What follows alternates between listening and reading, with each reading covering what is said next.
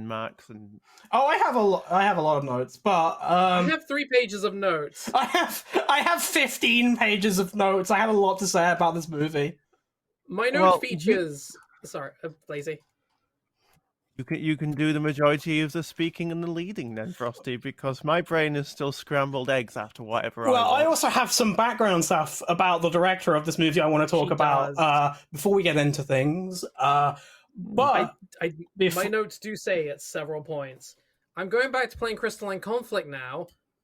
That hurts less. Oh, Violet sent me.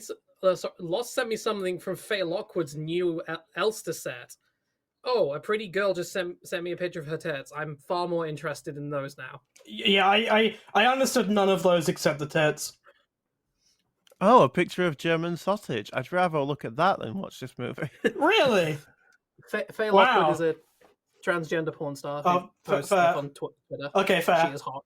I did not know that. Speaking of things that are hot, hello everybody. Welcome to the second of the bonus month episodes of Stargate Oversight. Of course, this is one of the free ones. No. Welcome to Tampopo Oversight, run here out of your local ramen bar that has been freshly reassembled and made. Wait, Tampopo Oversight? What? We're an oversight committee for one woman? Yes, actually. We're judging her constantly. Tampopo Oversight is I mean, you met them. That's in fact what the story is about. It's the 5 dudes that watch Tampopo make her fucking ramen store. I'm like, no, your ramen's not good enough. Do better. Here, take my secret technique. Take mine. Take mine. Yeah, she has to invest in the skill tree so that she becomes better at cooking ramen. Yeah, all the while, wandering Ronin, truck driver Ronin, Goro is like, I will recruit these men with their management stars, and I will help you run this restaurant. So, I, of course, am, as usual, your host, Arctisha Frost, and my pronouns are she and her. Hi, I'm Hope Frayol. My pronouns are she and it. Hello, my name is Blaze. My pronouns are she and her. Yeah, it's Blaze again, everybody. Someone you should recognize if you are a long-term listener, because how many episodes? I am female Ryan. How many episodes have you been in now, Blaze? I think this is my 4th. That's more than 4. It's definitely more than 4. It's the 4th one I can remember, if I'm going to be Fair honest. enough. And I don't think I'll remember it long after this podcast. I'm going to remember this movie for fucking ever. I don't know what you're talking about. You can do that for me. I don't want to. Thank you. She remembers it, so you don't have fuck to. Off.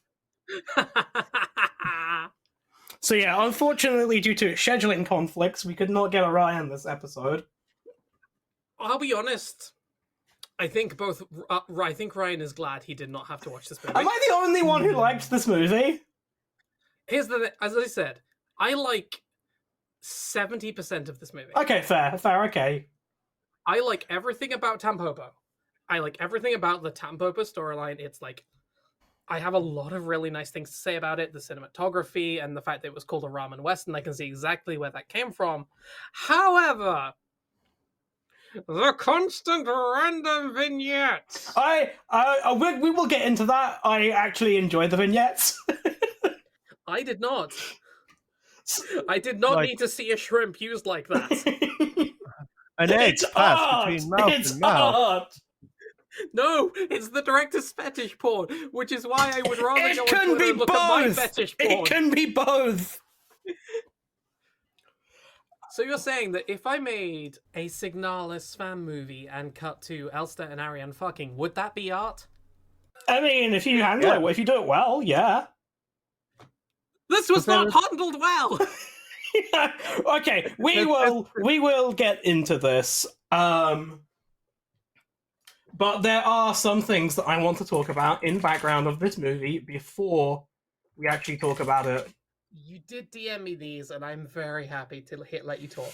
So, I think firstly, a lot of the weirdness can be explained by the fact, especially there are some elements of misogyny in this movie that we will come to when we get there. Yeah. But This is this was directed by a guy born in the 1930s, and you can tell. Yes. So yes, Juzo Itami. He was for several decades before making his directorial debut in I think 1981 off the top of my head. He was an actor for most of his career. Interestingly, I had basically not heard of any of the movies he'd acted in, save for one, his final movie as an actor, Sweet Home. Alabama? No, Alabama? Sweet Home was a Japanese horror movie, which I have never seen. Maybe it's one that I'll put on for a bonus episode at some point, but it is the movie that inspired Resident Evil. Oh. Today we learned. So yeah, I'm out of cider. interesting he was in that movie.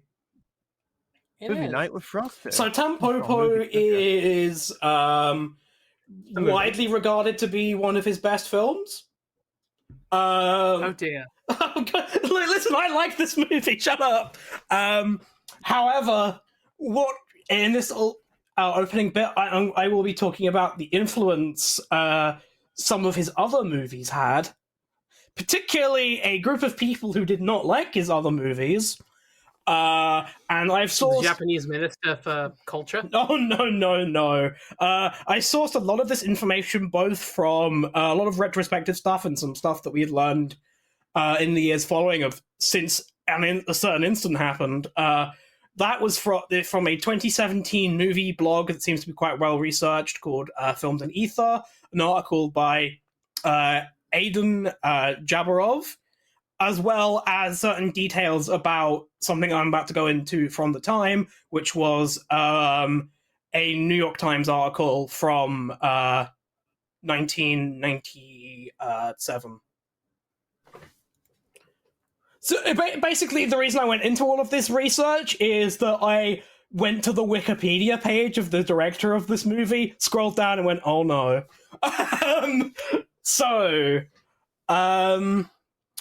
After he had made Tampopo, he started to make a bunch of movies, including a very famous one in 1992 called Minbo, which focused on heavily critiquing the Yakuza, and the corruption of officials involved with them, and generally portraying them as sort of bumbling fucking idiots.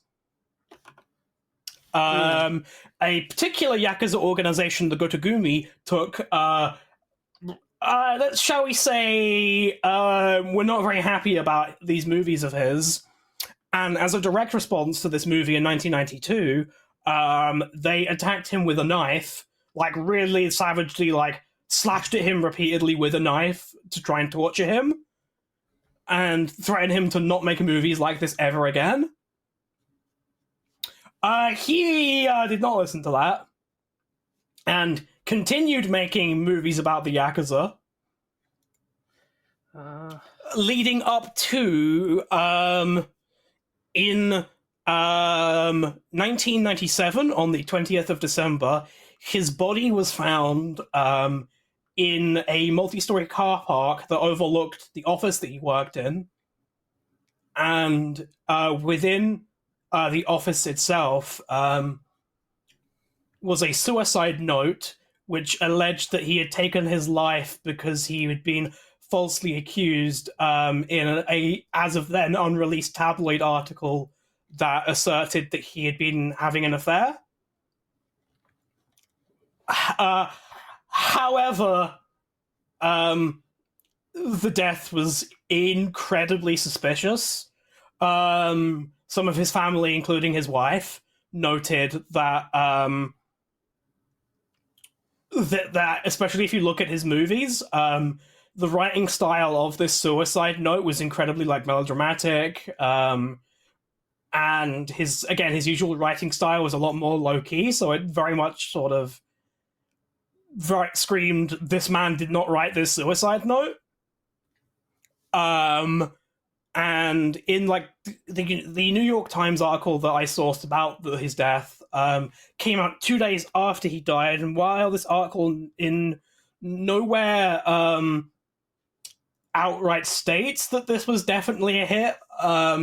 It does mention the previous 1992 assault in a way that seems to suggest the writer of that article strongly believed that it was definitely murder.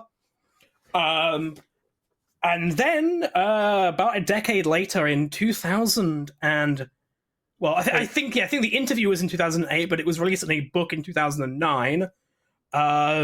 Journalist Jake Adelstein, an American journalist who briefly worked in one of Japan's largest newspapers, he wrote a book called Tokyo Vice, where he interviewed a few Yakuza who had worked for the Gotogumi, who straight up said, yeah, we murdered this guy.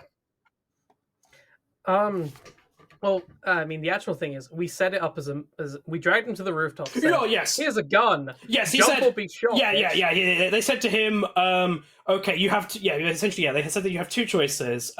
You can take your chances jumping off this building, and if you survive, we'll super duper totally leave you alone, or we will shoot you with a gun. And of course, he jumped and died, as one tends to do when you jump off a building. Yes. So his wife. You missed a little note about this. Oh, yeah, sorry. It's because it was a relationship between the Gotogumi Yakuza and the fucking one of Japan's many cults. This one would be the soccer. Oh, fuck, I forgot to mention. Yes, I completely forgot. You forgot to mention the fucking cult. I forgot, yeah, there's basically this huge fucking cult in Japan that this Yakuza organization had ties to, and we have no information about this other than the accounts from the Yakuza who were interviewed themselves said that they believed that this was happening, that he was supposedly writing a movie about these ties. We have no evidence of the existence of this movie. He had just released a movie before he had been murdered, so this would have been either in very early pre-production or not even out of the initial writing stage yet, so...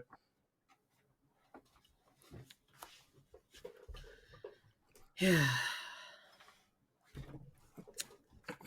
Fucked vibes. Yeah. Also, a quick quote about the soccer Gakkai. They say, quote, "We are no longer a cult. We have matured beyond the need to be a cult, and we have ceased our cultish activities. We are a regular religion." Oh, good. I believe them, definitely.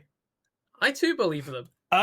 Also, so his wife as well is an actress called Nobuko Miyamoto, who is Tampopo in this movie. Oh yeah. She very sad about her, unfortunately, is that in what very clearly the cops were like, this was definitely a murder. Did they blame the wife? No, they put her in. They had to put her in like protective custody for like 20 years, and she was basically in hiding, fearing the Yakuza would kill her. Oh fucking hell! Yeah. Poor girl. Yeah. Also, I found out information that his dad was also an actor before him and director. So, did he also get killed by the Yakuza? No, he died of tuberculosis. Oof. Just after the war. So, oof. What a good way to go out. Nasty way to go. I also in the work by Aiden Jabarov, she mentioned an interview that he did in 1993. I couldn't find the source of this interview. I found some other places were talking about it. Again, I couldn't find the original anywhere on the English-speaking side of the internet. Apparently, he very much felt he lived in his father's shadow and felt like he could never accomplish as much as he did as an actor and director, until the success of some of his movies later on in the 80s. He thought, you know what? I think I really can make my father proud, and I think I'm going to have a long career in film and live up to his legacy. Oof. Yeah. I mean, he wanted to. The Yakuza had other plans. One other little fact I want to bring up before we go into the movie is that I looked at the Goodreads reviews for the book Tokyo Vice that had that interview.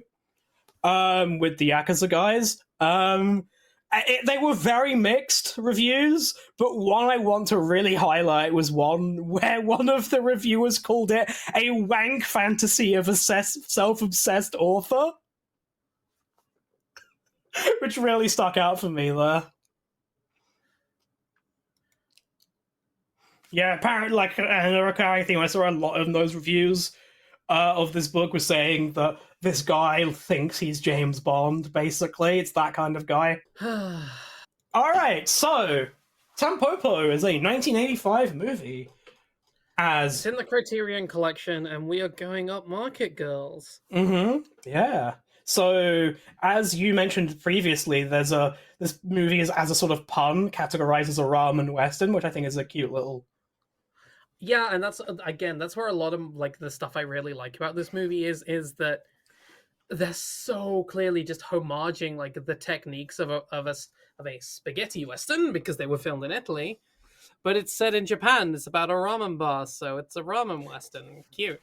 So yeah, we kind of mentioned this briefly a little bit, but the way this movie is structured is there is a main overarching plot focusing on I like this. A woman named Tampopo who meets a truck driver called Goro, and he goes to try and help her improve her skills and improve her little noodle business into like a proper nice fancy restaurant.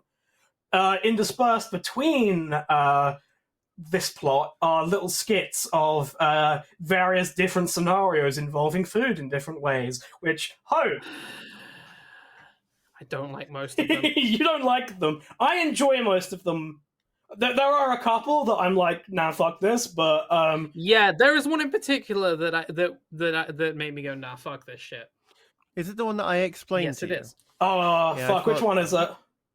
It's the one with the dying woman. Yeah, no, that had fucked vibes.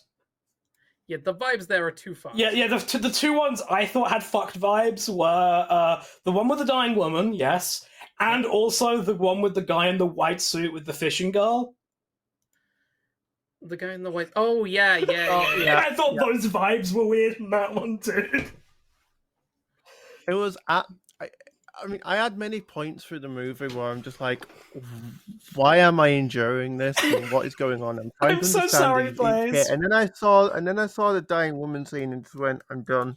No, the dying woman scene is fucking awful. Yeah.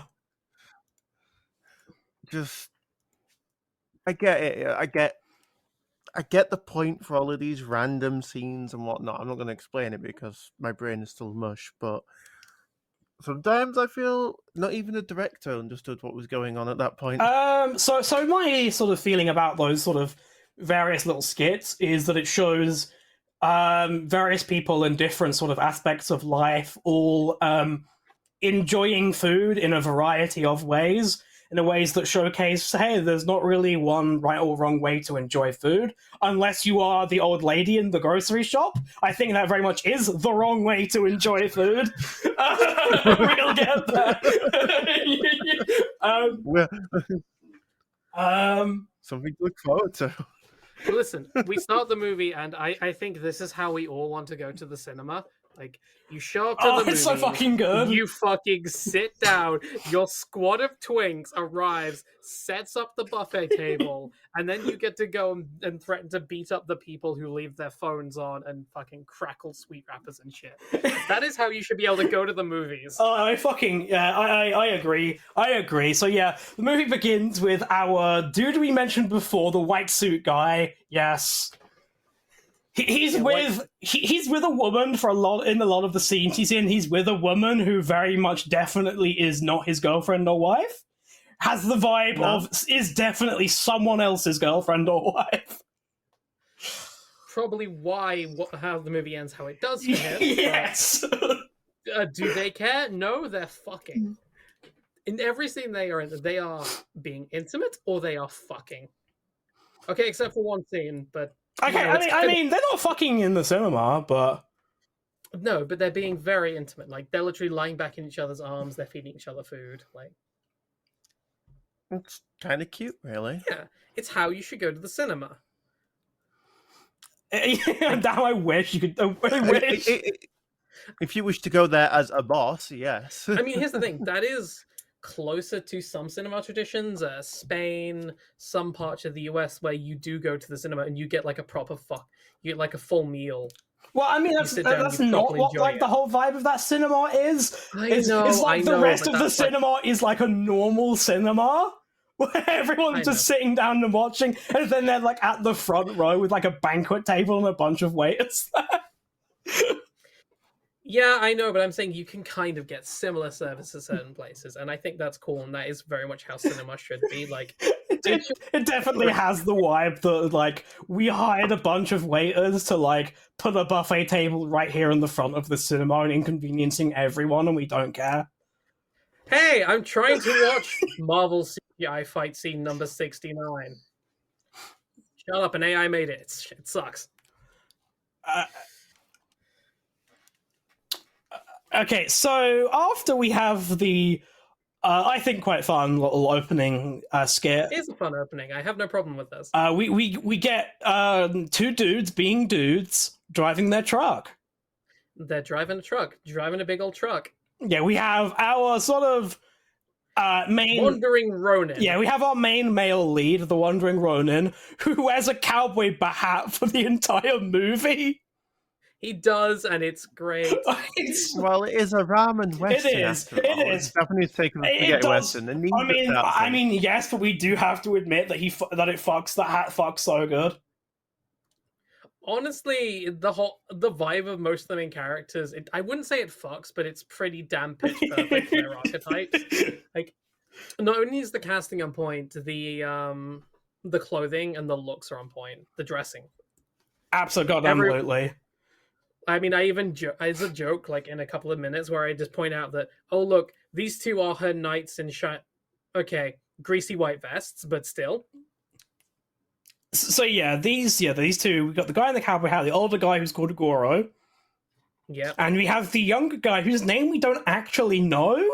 I think he says it. No, his actual name we don't know. He only goes by the name Gun. For the whole movie. Yeah, he goes by the name Gun for the whole movie. I swear they mentioned his name. I'm looking. No, Ken Watanabe is Gun. Yeah, he's just called Gun. Wait, that's Ken Watanabe? Yeah, that one's Ken Watanabe. I thought Goro was That's the Ken guy from Watanabe. The Last Samurai and Inception and Godzilla. Holy shit. He looks so different. Detective Pikachu. Oh my god, he is fucking... It's fucking Inspector Zenigata. No, it's not. We see Inspector Zenigata later. We do? Is it the same actor? No. Oh, no, okay. It's just a Japanese investigator. Like a big fuck, sorry, of course. Yeah, no, I know what you mean now. Yeah. Yeah, we do have a Zenigata. We do have a Zenigata, yes. So the younger guy, Gun, he's reading a book. He is reading a book about a young man who's goes on a date with an old man. He goes on a date with an old man who is a noodle sensei who is teaching him to properly appreciate noodles. Look, that's not my normal grinder date, but you know what? Sure, it's worth trying anything once. Sometimes you just get desperate and you've got to try new avenues. This old guy, his lessons we have for you today, listeners, is when you get a bowl of ramen, don't fucking just sit there slurping on it. No. You gotta take in the ambiance. You gotta enjoy the bowl. You gotta stare at the ramen, right? Yeah, listen, right? Ramen, it's like a safe, which means it's like a woman and you need to treat it appropriately. You need to like touch it gently, take in all the sights and sounds, and then you just need to bite and not let go. No. Until she screams. That's not correct, but It is for, I mean, not for you, perhaps. No. I meant for the lessons he is imparting about ramen. That is not correct. Look, I'm going to take that man's lessons on noodles, and I'm going to go to Wagamama's, and I'm going to stare at those noodles so seductively. You stare at them, you take in You and me went to fucking Wagamama's and we had a ramen together that one time. We we should have, if we'd seen this movie, we'd know that we had to do that. And then we also have to caress the surface of the ramen.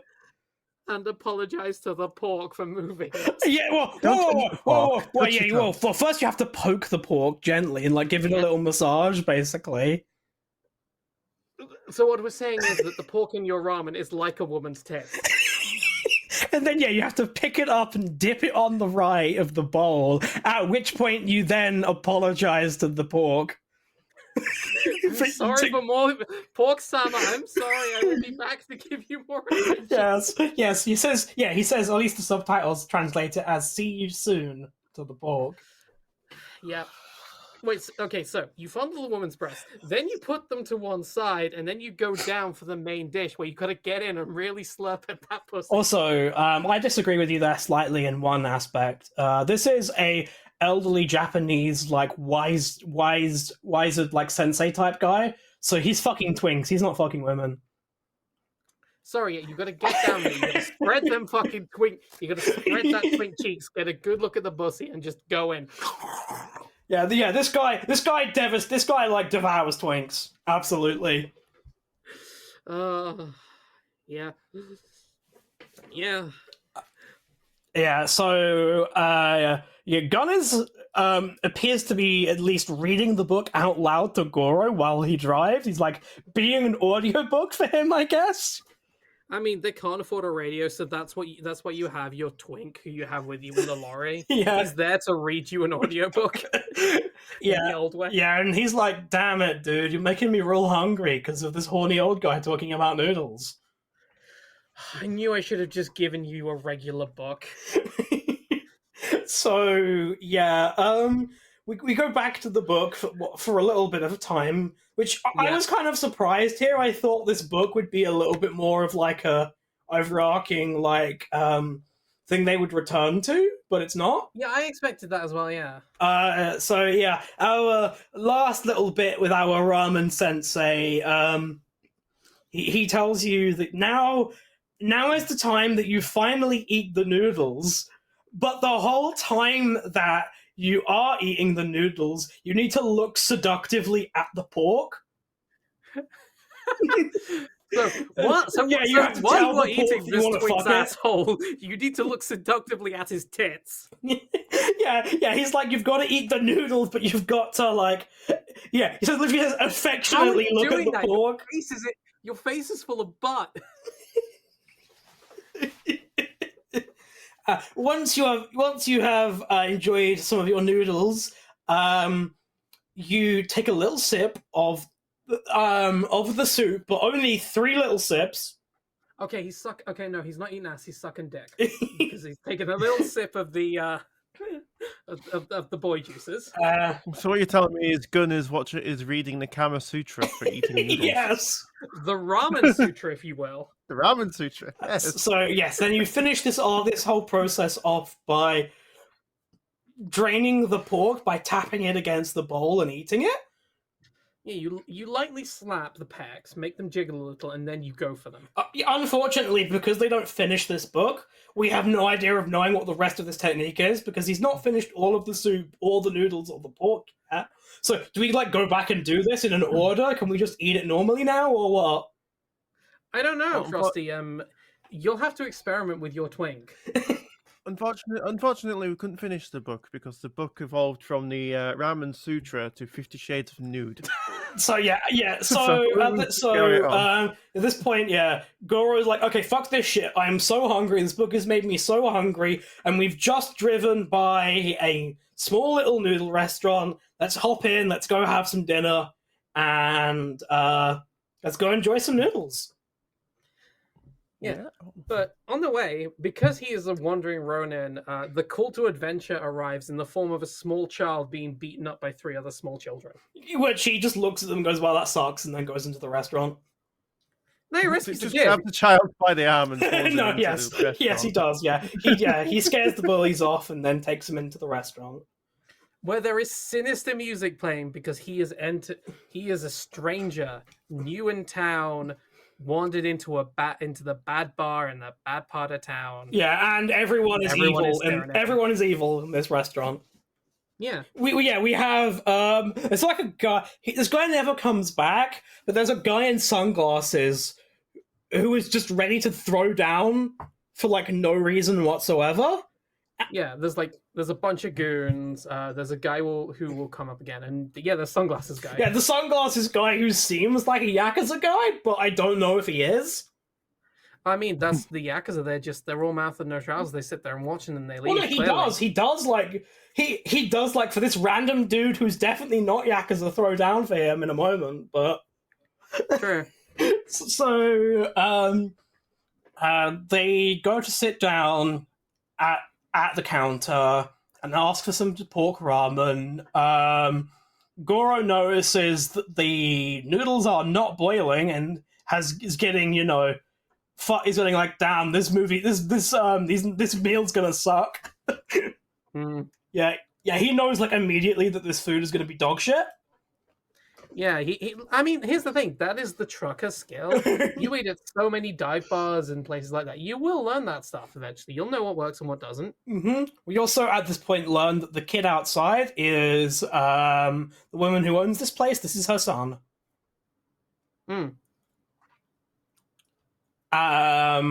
And yeah, he's sort of just heading into the back to just sort of hide in the house they have attached to their sort of little restaurant.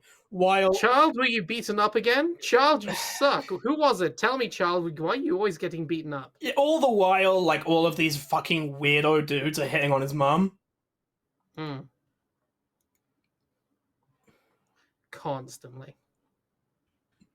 Yeah, and particularly one guy whose name is Pisken. I think his name's actually Pliskin. No, his name is Pisken. I'm sorry, babe. It's Pisken. He's I'm not Snake. sure He's not Snake. It is Snake. He's not Snake from Metal Gear Solid 2. His name is Pisk. It is literally Pisken. It's Pisukin, but yes. Carry on. The subtitles I had just said Pisken. According to IMDb, it's P-I-S-U-K-E-N. No, I had Pisuken. it didn't have a U in it in the subtitles I had. It just called him Piss. Mine didn't either. So. So I started just calling him Piss Boy in my notes after this. I mean, that's the thing. He's the furthest from a piss boy, though. He's pissed, certainly, in this first scene. He has a fuck boy though. Yeah. I mean, he also has goons. Oldest fuck boy, but yeah. Yeah, because it's him and Sunglasses Guy who are like willing to throw down like, Tampopo, let me buy your bar. Tampopo, let me take you away somewhere nice. Tampopo. Yeah, she is very clearly not interested in them. Yeah. And so Goro steps in, and they're not happy about this.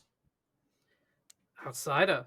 Time to get your ass beat, outsider. Yeah, they're like, do you want to fucking step outside, dude? And he's like, absolutely, I will.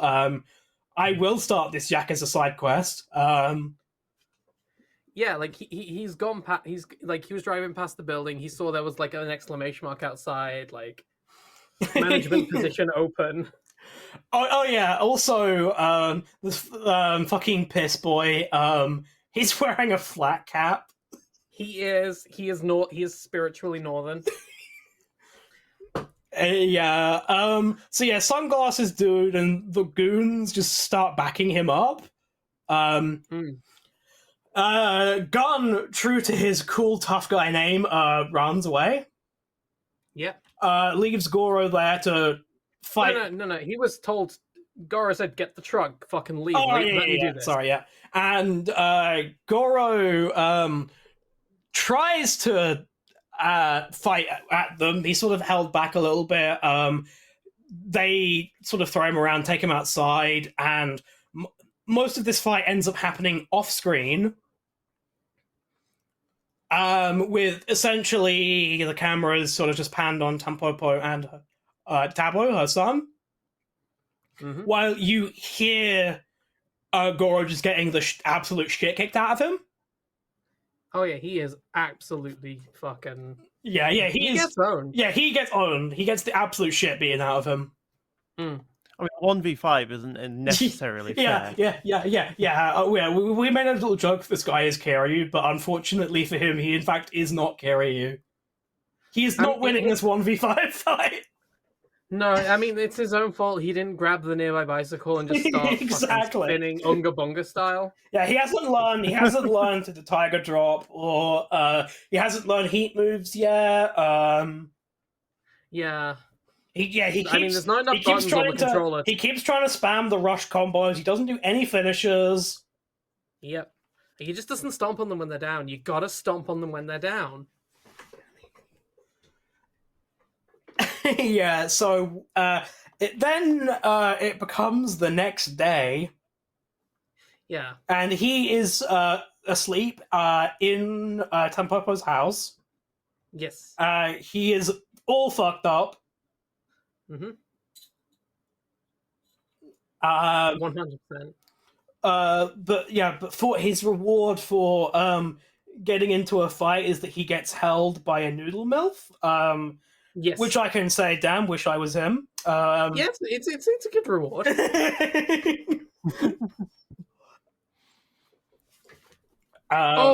Frosty. Mm-hmm. I'm sorry to interrupt. Yeah.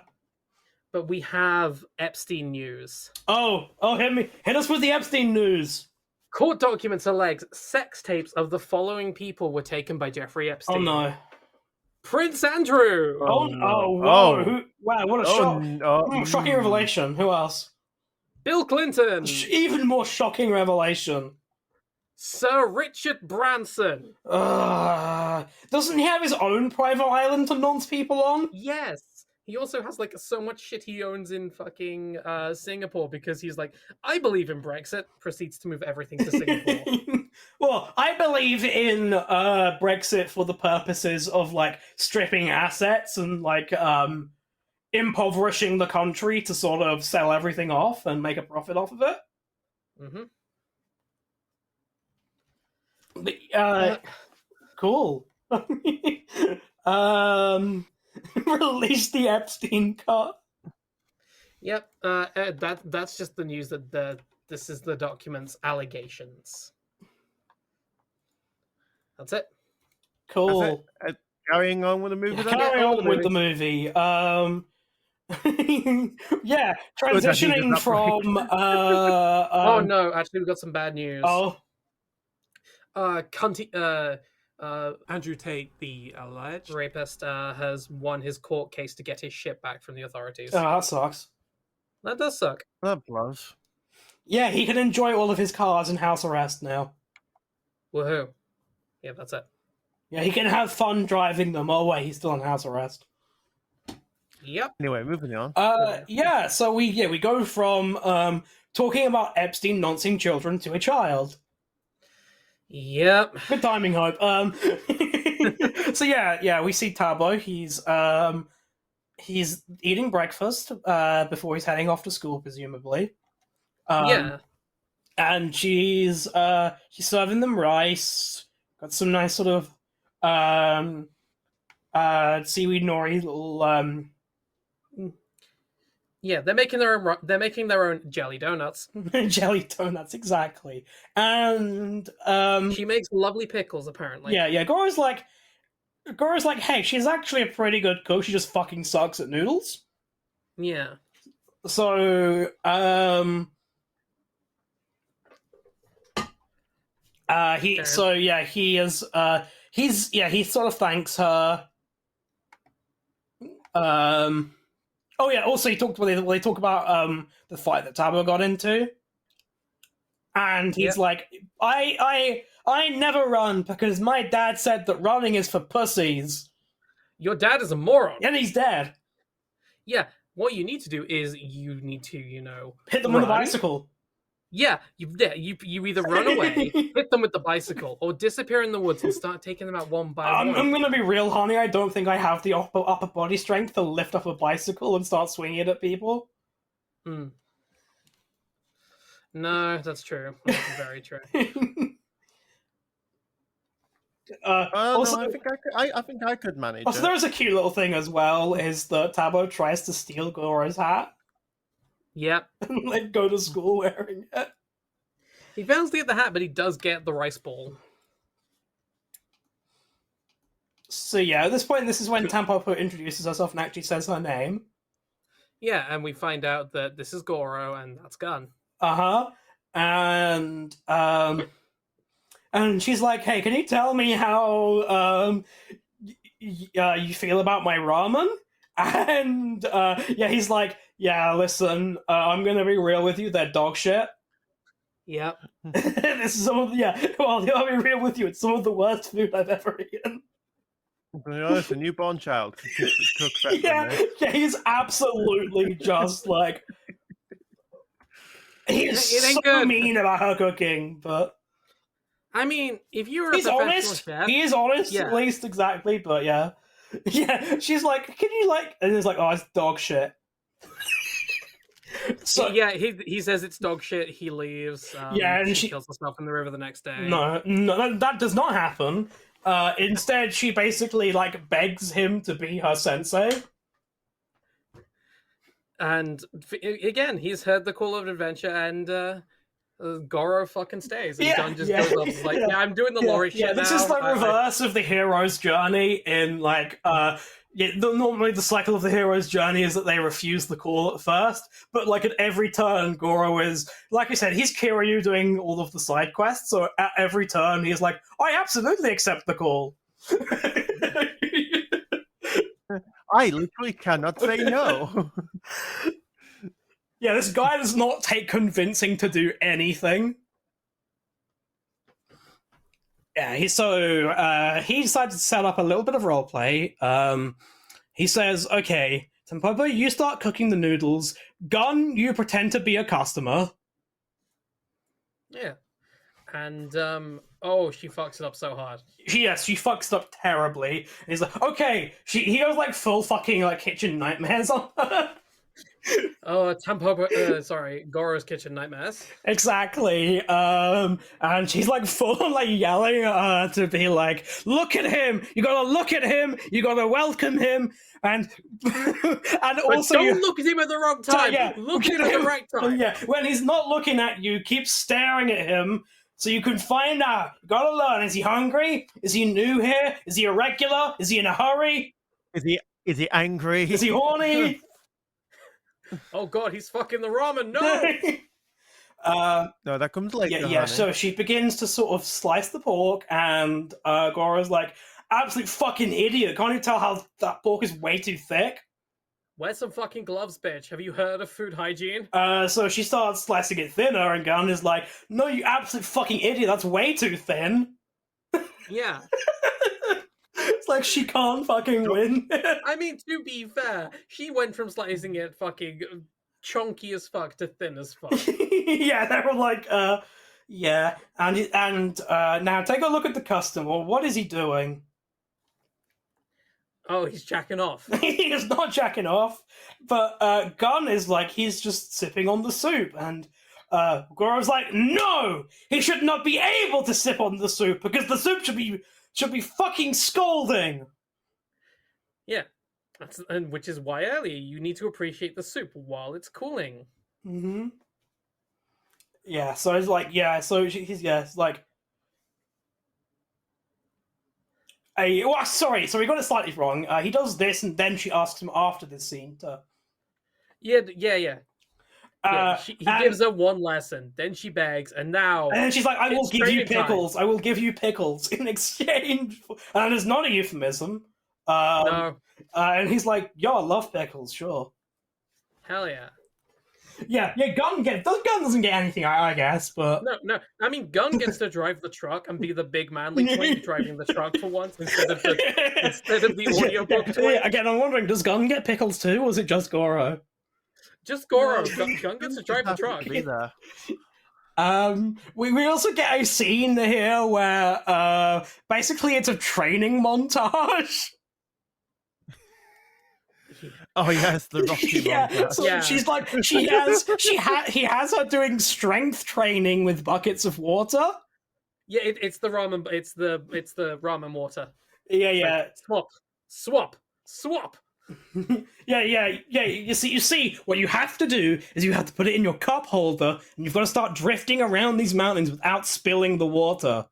That's tofu. But I mean, yes, but it is that kind of vibe. Yeah. Now you have done the weights. It's time for speed. Yeah, you've got to speed. You've got to speed prepare 6 bowls of noodles as fast as you can. Again! Again! Again! And then you've got to basically prepare. You've got to prepare an entire sort of batch Yep. of ramen, and you've got to do it in. Your target is 3 minutes. Go! I love this. This is the first moment where I really loved the movie because it was so good because the music swells Yeah. as we're watching her make the bowl, and then the music just dissolves away into the tick, tick, tick, tick, tick, tick, tick of the stopwatch, and it's so good. That is cinema. Oh, and when like Blaze said Rocky, she is not kidding. Yeah, no, the very 'cause right next after this scene, scene. yeah, is Yeah. her sprinting while he's following her on a bicycle and She's screaming, wearing grey. "Don't give She's up! wearing the Don't give up!" yeah, she's wearing like the grey sweatpants, the grey jacket, and she's just running. Yeah. It is very fun. Yeah, if you've ever seen that one YouTube video of like the fisherman standing in freezing cold water, like yelling at you never to give up, this is what Goro's doing in this scene. We get a bunch of elderly Japanese businessmen who are sort of just walking past.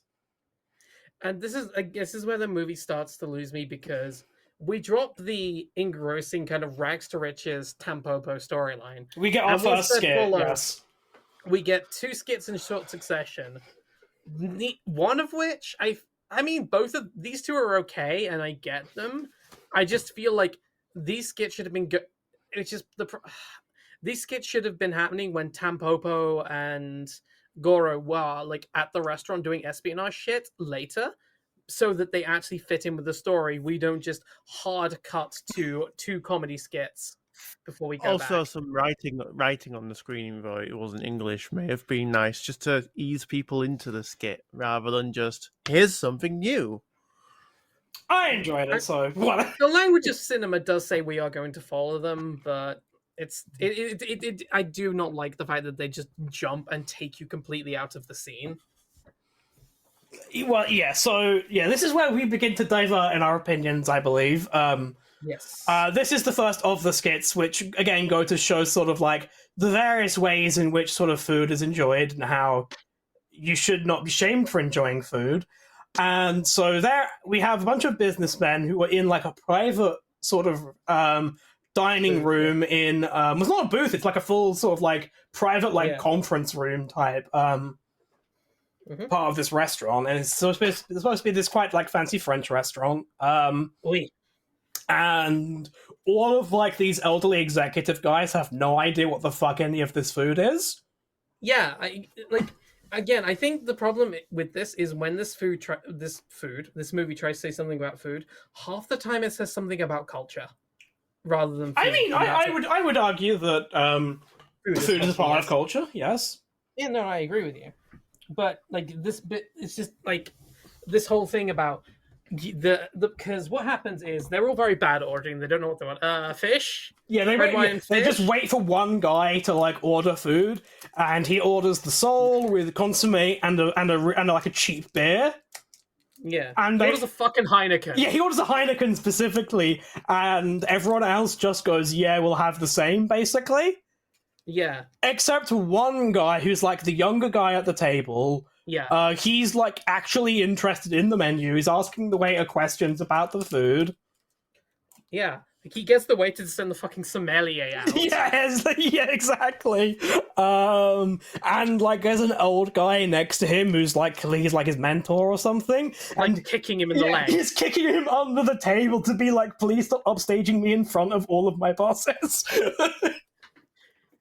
Yeah, like it's a new money versus old money thing. Yeah. Really, and it's very obvious what's going on there. Mm-hmm. And it's just again, I feel like it's just more about culture than about food, though. In a way, especially if the movie's trying to say there's no wrong way to do it. Yet, well, all these men have been shown to be doing it the wrong way because they're not taking an interest in the food. Okay, fair.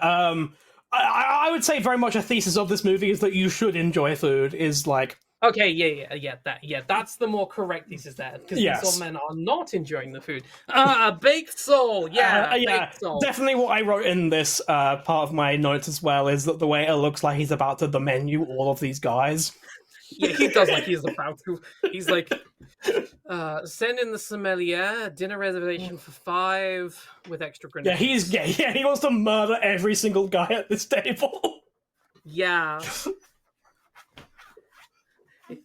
Exactly. Yeah, so the waiter, of course, goes through the restaurant, and this is sort of used as a little transition to the next skit.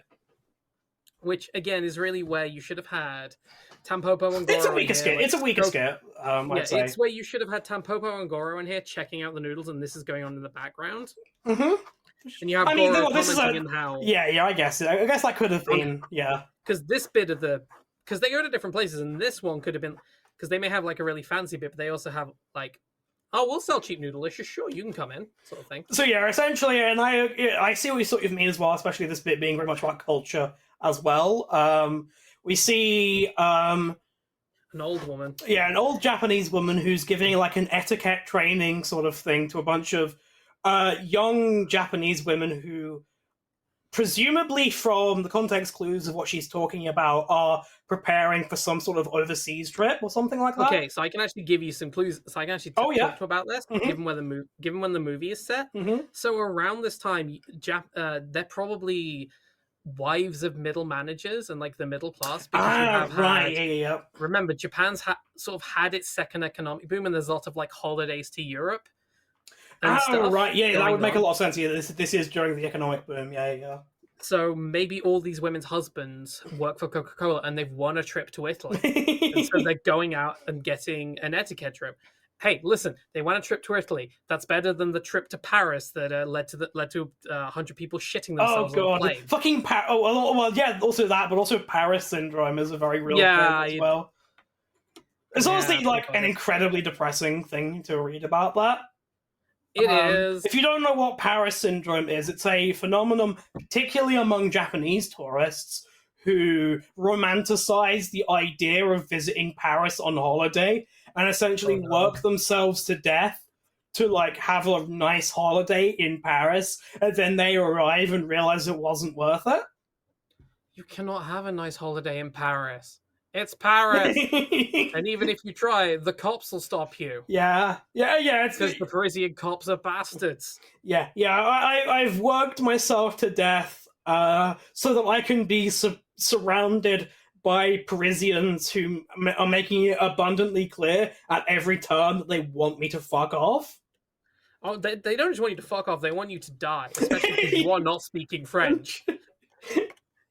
Yeah, and probably half of them probably can't tell the difference between a French person and a Cambodian as well, so... They cannot. So, yeah, a bunch of them are probably really mad about the plantations they lost. Yeah. Yeah, he's on holiday. They're all on holiday there. They end up running into the plantation guy from Apocalypse Now. They have a really bad time. I had an American die on me, you bastards! I lost my plantation. I shall put cigarette ash in all your food. She's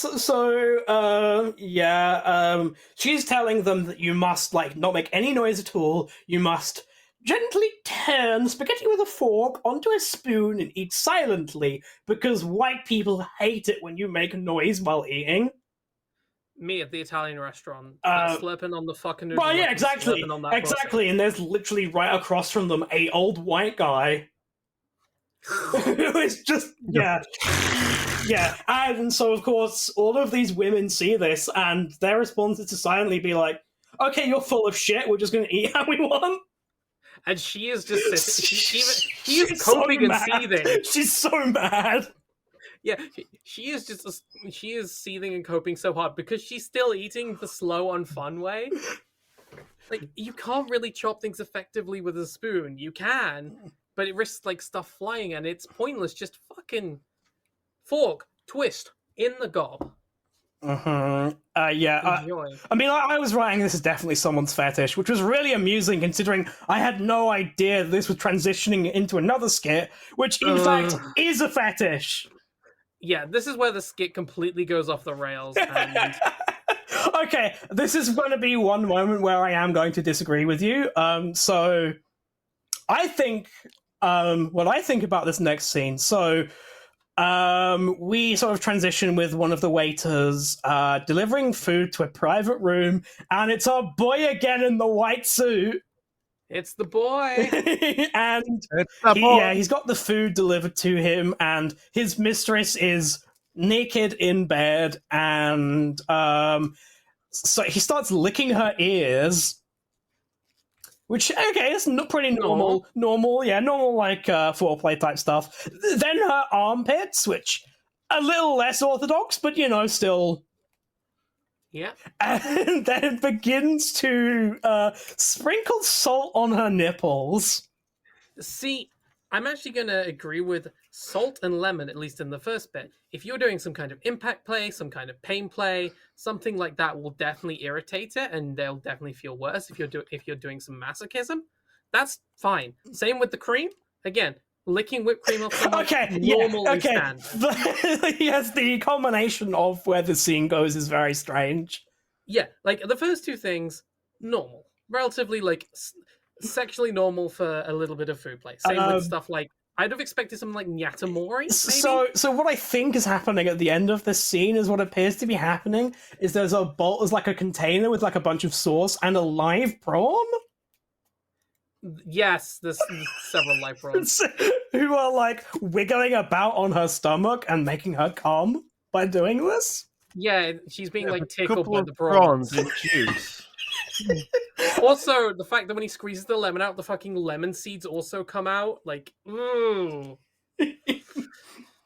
Just use your fingers. Just fucking tickle her. Use a Wattenberg pinwheel. You don't need to use a fucking live prawn. So yes, the live prawn bit is weird. However, what I believe, what this particular scene is saying about food in particular is it's making a link between the enjoyment of food and the enjoyment of sex, and essentially making the argument that that food, there is an eroticism and a sort of primal enjoyment to food, and the way we enjoy and love food that is inherently comparable to the same ways that we enjoy sex. If I was gonna do that, I would do a fucking scene with if it was me directing this, I would have used something a lot more direct and a lot less freaky. I would have used Nyatamori for this. Okay, yes, this is definitely the director's. This is Itami's poorly disguised fetishes. However, Yeah. I think there's an artful amount of the way it's portrayed. You will disagree with me, but also part of me finds his fetishes really fucking funny as well. Yeah. So yeah, I see an artfulness to the way this is portrayed, and I also like his fetishes making me laugh at him. So yeah. After his poorly disguised fetishes, however, we go back to the actual plot of the movie. Good, thank you. Yeah, Hope and Blaze are now relieved. We're back in the movie because there is a rival ramen shop nearby, and it has queues. They're not very good though, because fucking Goro's just like shit talking them. Yeah, and Tampopo is they actually make starting to understand. wasted movements. They can't remember anything that any of them order. Too much chatting, but also not enough chatting at the right time. Like they're all, and like there's a lot of problems, and also a lot of customers are giving back bowls full of broth. Yeah, they're like, yeah, this shit ain't good. No, So but it's okay. Let's go somewhere else. They go to a good restaurant instead. They watch. Mm-hmm. And then they go to an even better restaurant at the fucking station, and Yeah, just like a small little like street vendor type thing of like a small little building. I love this little bit. I'm gonna assume that this is accurate and correct because I am fucking gaijin and I do not know anything about this, but I'm gonna assume the movie is not lying to me. Yeah. And also, Tampopo then proves herself by remembering everyone's orders at the station. It's also kind of nice as well because they're not just like quietly researching like they were at the last place. Like the guy is very happy to have them behind the counter and like watching him like Yeah, because I mean, some of the other people in this movie are not happy with that. However, I think what's very different about this guy in particular is that his business is like being on a busy thoroughfare next to a train station. So, like, nothing of this competition is really a threat to him. So he's just perfectly happy to just be like, "Yeah, I'll show you my trade." Yeah.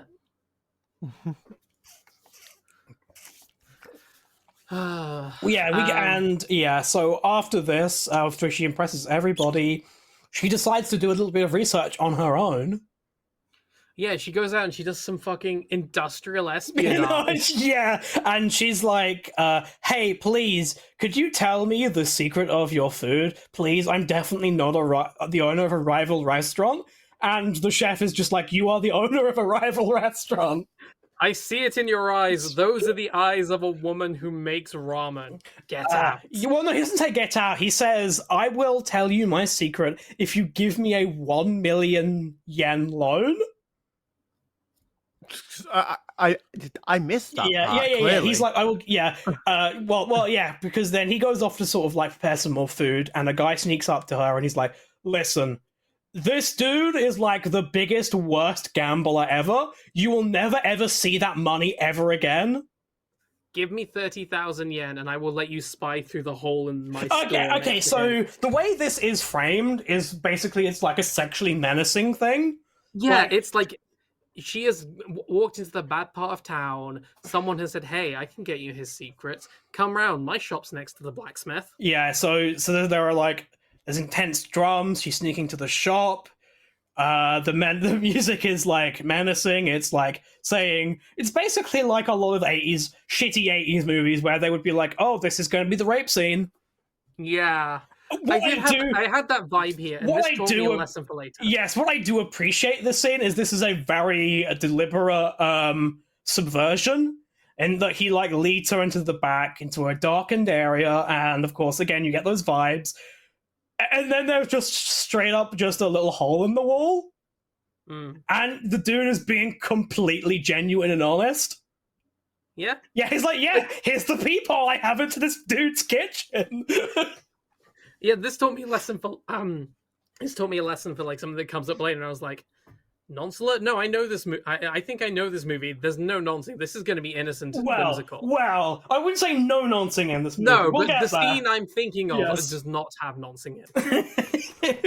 But yeah, I enjoyed the way they subverted this and was like, no, this is just like a dude who was like very happy to help her, and like and again, I'm like, did he intentionally make this hole in the wall? Or did he just have a convenient, like, chef spying hole? I think he just had it. Like, so if you own that business, you can use that hole and be like, oh, he's not that busy. I'll go and get ramen now. Or he's just got a fresh pot. Best time to go, sort of thing. But yeah, so she learns his, like, secret recipe, essentially. Yes. And she goes back to the restaurant to try out this guy's recipe, and of course she's still dog shit at cooking. She is. Yeah. But what happens right after that is she then goes out with Goro to pick a fight at the first store they went to. Yeah, so like they finish, they sort of like pass their bowls back to the guy, haven't finished it, and the guy gets really mad about it. Which is weird, because he wasn't getting mad about people having finished their bowls earlier, but whatever. Well, specifically, I think maybe he possibly like saw them earlier, but also like these guys are the most obvious. We are researching your restaurant. That is true. Like people, they are just wearing. Yeah, we are not investigative journalists or whatever. Yeah. Yeah, and they immediately start like shit talking his food. Ignore the badge that says I'm an inspector. I'm not an inspector. I'm just a customer. I swear. Yeah, your soup is dog shit. It stinks horribly. You can't cook the pork. You can't cook the pork, and you try to use like sweet vegetables to cover it up, and yet you also use shitty, stinky fish as well, which kind of undoes that whole thing. Yeah, they're using like low-grade fish to save money, and they're not... his like attempt to like argue back at this is to be like, you're just amateurs who can't appreciate my food, and it's like, And again, Tampopo is her response rightfully back to this is, motherfucker, all of your customers are amateurs, right? Yeah. They're came here for just the people ramen. who come here to eat your noodles, right? Yeah. Even if you think that it's some sort of like sophisticated, amazing, like only someone with an amazing palate could appreciate this, well, you're in the wrong fucking business then, right? Mm. And yeah, he gets mad and says, I'm gonna come to your place tomorrow and your noodles better be good or we'll like beat the shit out of all of you. Yeah. And Yeah, we get a weird scene. Yeah. yeah. Next morning we get a Ramen Western scene where the boys from the other ramen station are like walking down. They're walking down Main Street. They've got their guns ready. They're going for a gunfight. Brackets eating ramen. Yeah. And so it's it cuts into her in the restaurant. She's absolutely fucking it up. She's ruined the soup. She's in a panic. Yep. Goro and the kid arrive and they're like, oh, the guys are on their fucking way. We absolutely like we have to decide whether or not we're going to serve them this dog shit stuff. We're going to try and make a new batch quickly. Mm. So they decide they're going to try and make a new batch quickly, but unfortunately the guys arrive and they're like, no, fuck you, we want what you have now. And then they start a fucking fight. And they start choking her out. Yeah, right by the hot pan. I genuinely thought he was going to put her head in so did I, yeah. Point. But of course it is revealed that she had fallen asleep while sort of practicing and doing like normal prep work, and this in fact did not happen. No. But because she had fallen asleep, she in fact also has caused the soup to boil and spoil. Yeah, it's just all gone. Yep. Whoops. So yeah, she's like closing up the restaurant, being like, I fucked up again. Yeah, this ain't gonna work. And then Goro is like, no. I know the secrets. I know the secret, like, king of the homeless master chef. I know Japanese Lawrence Fishburne. Yes. Yeah, so this is a point where you talk about the skits and how you don't enjoy them and how they could be better incorporated. I think this is an example with this scene here with the homeless camp. I think this is probably an example of what you were sort of talking about. I actually didn't have a problem with this. No, that's what I'm saying. Exactly, that's what I'm exactly saying. And like when you were talking about how they could have incorporated the skits earlier, I'm saying this scene is exactly what you wanted from those. Yeah, the little skitty bit, the little skits, the funny bits in this, they're all incorporated into the story. Like there's a musical, there's a bit where one of the homeless guys takes the little kid on an adventure. Yeah. So they go to this little camp and there's like the main, like the homeless leader. He is a former doctor whose my wife left me. It's Japanese Dave Courtney. Yeah. And like he has taught all of these homeless people to like be expert scavengers and appreciate French cuisine. Yeah, they're like, we're making this fine soup.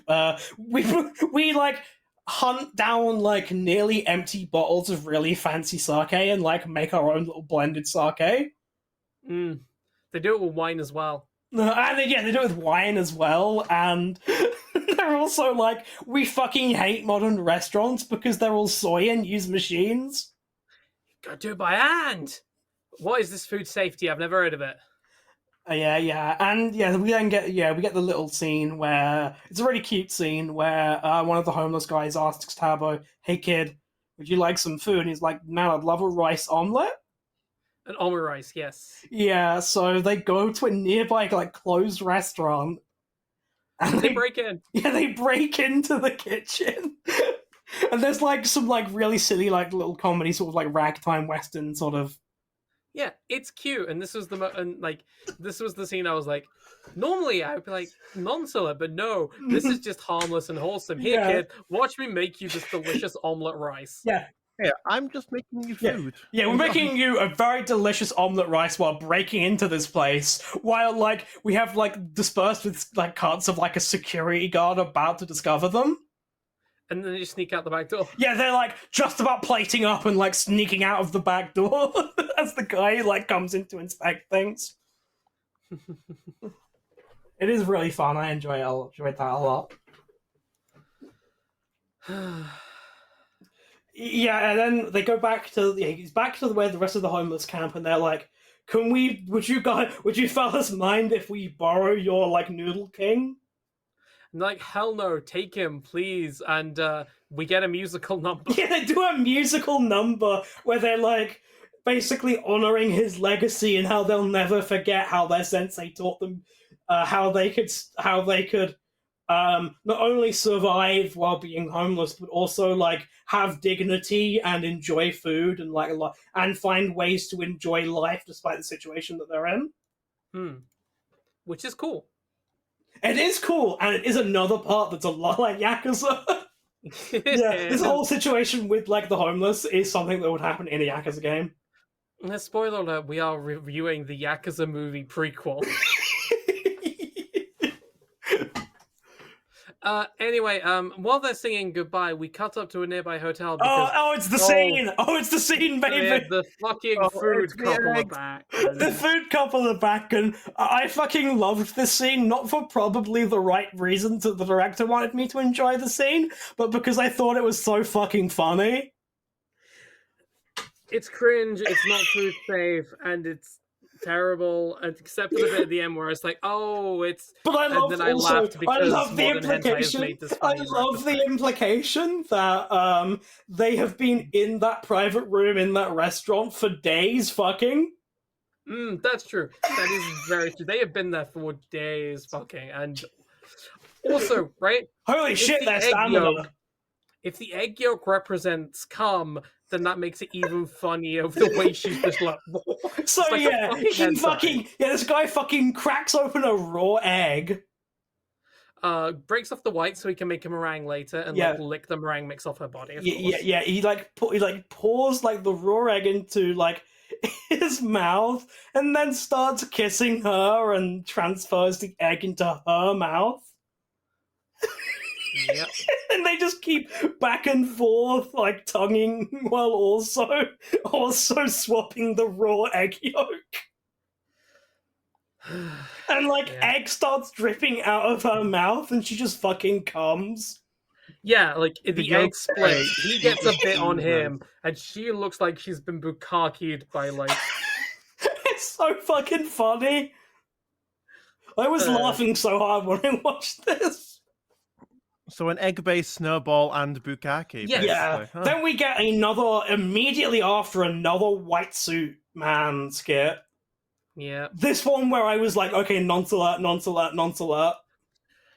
So there are a group of young girls, ? They might be adult women, but it is very difficult to discern their ages.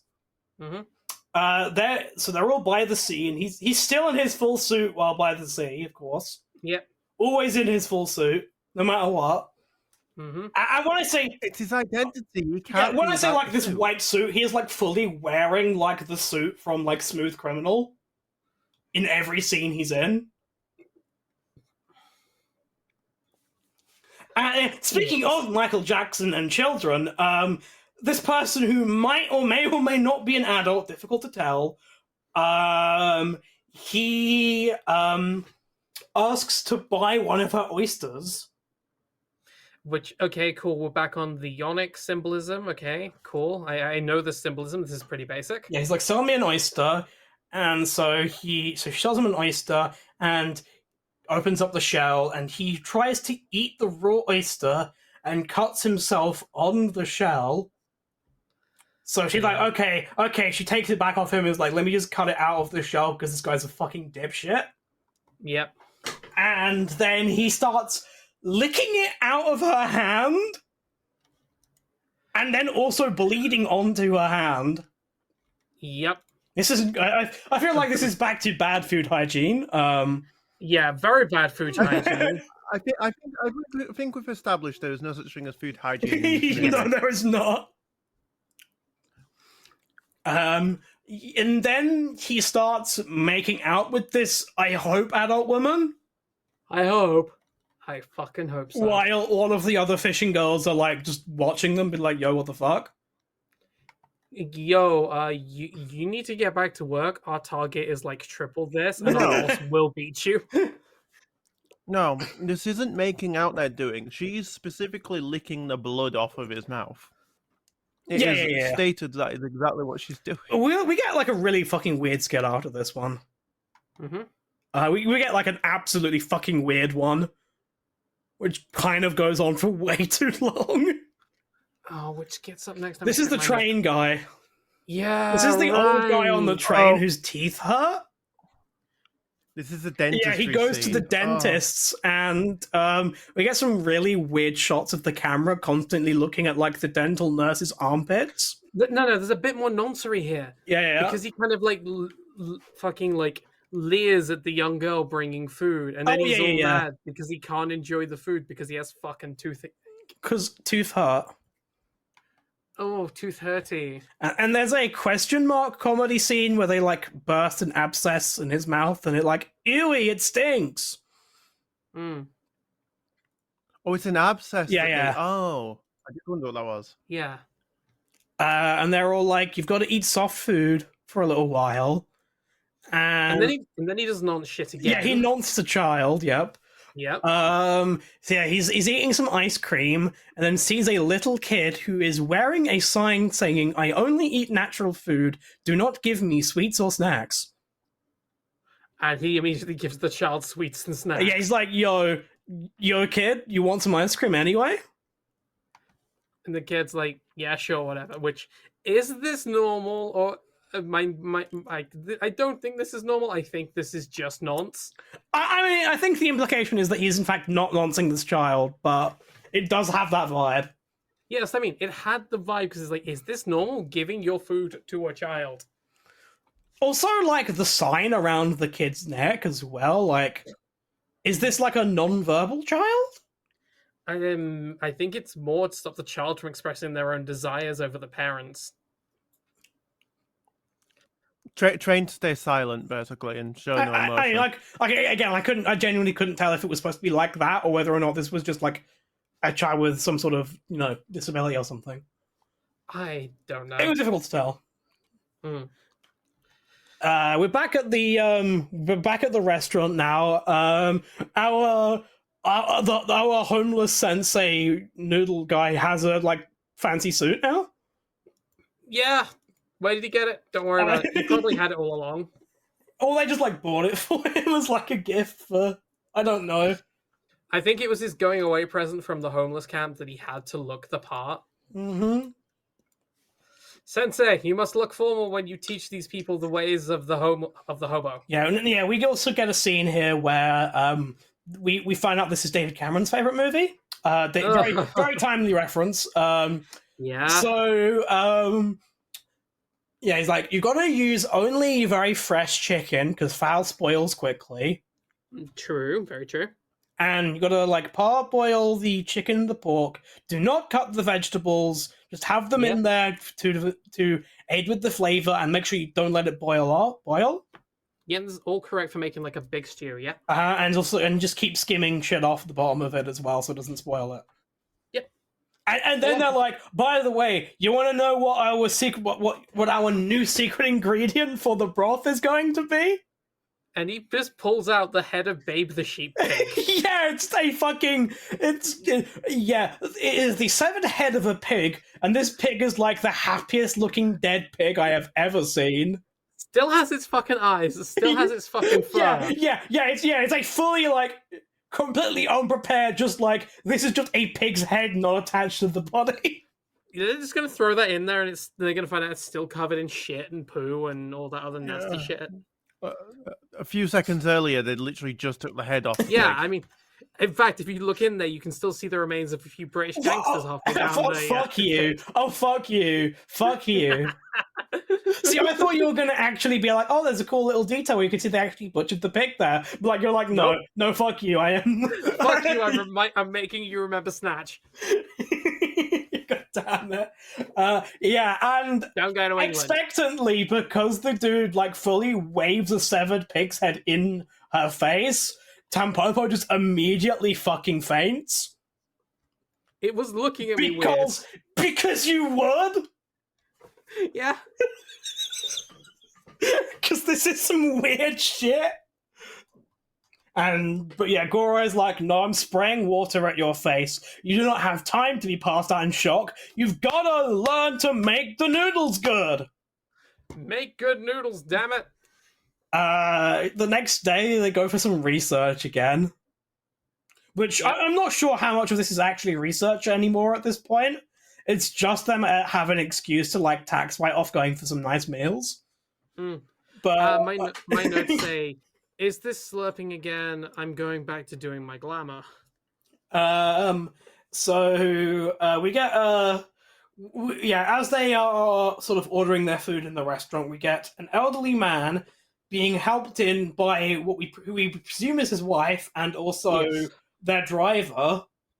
Mm-hmm. They're helping him in to a little table that he has, and his wife is like giving very specific instructions to the chefs of food he's not allowed, which the chefs will proceed to absolutely ignore because this guy is their homie. Mm-hmm.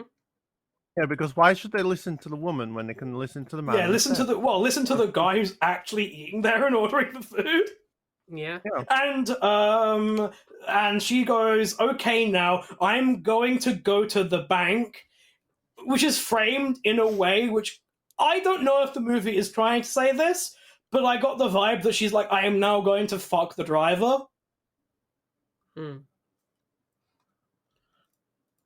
Yes, she is.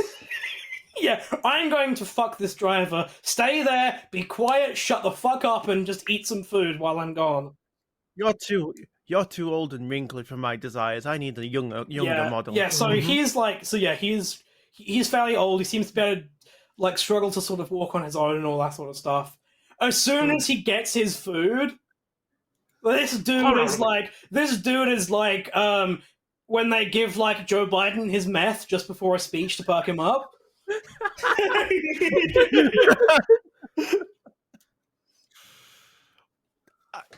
He's like, I'm fucking ready, let's go. And my boy, he orders 2 bowls of ramen. Yes, and some, like, tofu? Yeah, he orders something as, like, a side dish, yeah. And... So it's like... No, you were saying... No, I think it was, like, 2 different types of noodles and, like, say, a thing of tofu in the little jar. And because he's like 1, then 2. And they're, like, peering around at each other. Tampopo and Ko are like, what's going on? Yeah, it's like a physical, like, partition, like a very large partition between them, but they just sort of, like, are very obviously peering around the corner and just watching him eat, like, slap on this. They're like, we have to learn about this man who enjoys eating noodles. And then as he's, like, taking whatever it is, he has that little side dish thing, he starts to choke on it. Yeah, they fucking Tampopo go run back, start performing the Heimlich maneuver. And then... they get a fucking vacuum cleaner out. Yep. Shove it straight down this guy's throat. And slurp it. Yeah. Can you do that? Does that work? Maybe. Well, vacuum cleaner a bit of food out. Yeah, can you do that? Does that work? I mean, if you can get the suction, like, put the first lips around the funnel, I would assume it can work. Also, like, I took a screenshot of this scene of the guy with the fucking vacuum nozzle in his mouth, because it looks like he's sucking dick.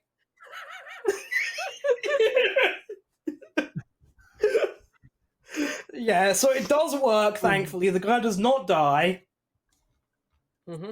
And turns out he too has fun with the driver every now and then. He's like, thank you for saving my life. And as repayment for saving my life, this twink cook who works at this restaurant that I presumably do not own this place or employ this man.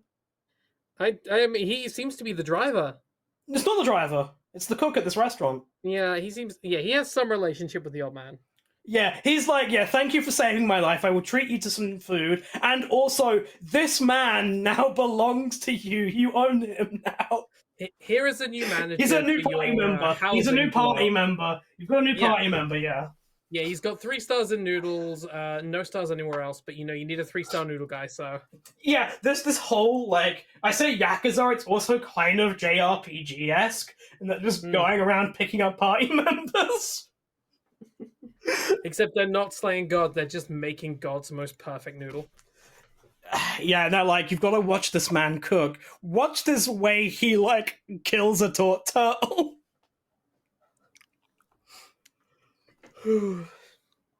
Oh yeah, the live turtle snuff that we watch. Oh God, yeah. Oh, Why was there I'm sorry, turtle I may have, stuff? I may have checked out on that Because one. this is how you gotta make good ramen. You gotta snuff the turtle. Turtle.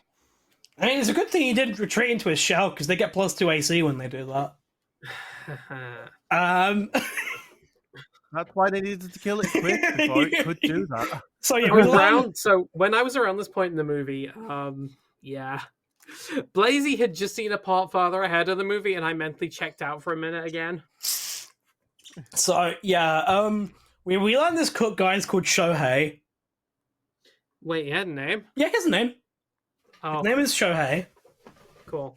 And yeah, he goes to their restaurant, which we also learned the name of their restaurant now. It is called, it's called Lai Lai. Yes, we learned it earlier because right. Yeah, in the other, we I learn missed Lai that Lai earlier, when okay. they first get there in the yeah, truck. and later on when they go to scout out the other Oh restaurant. right, he mentions he the goes, name of that. You're He from does. Lai Lai. Yeah. Sorry, I forgot about that. But yeah.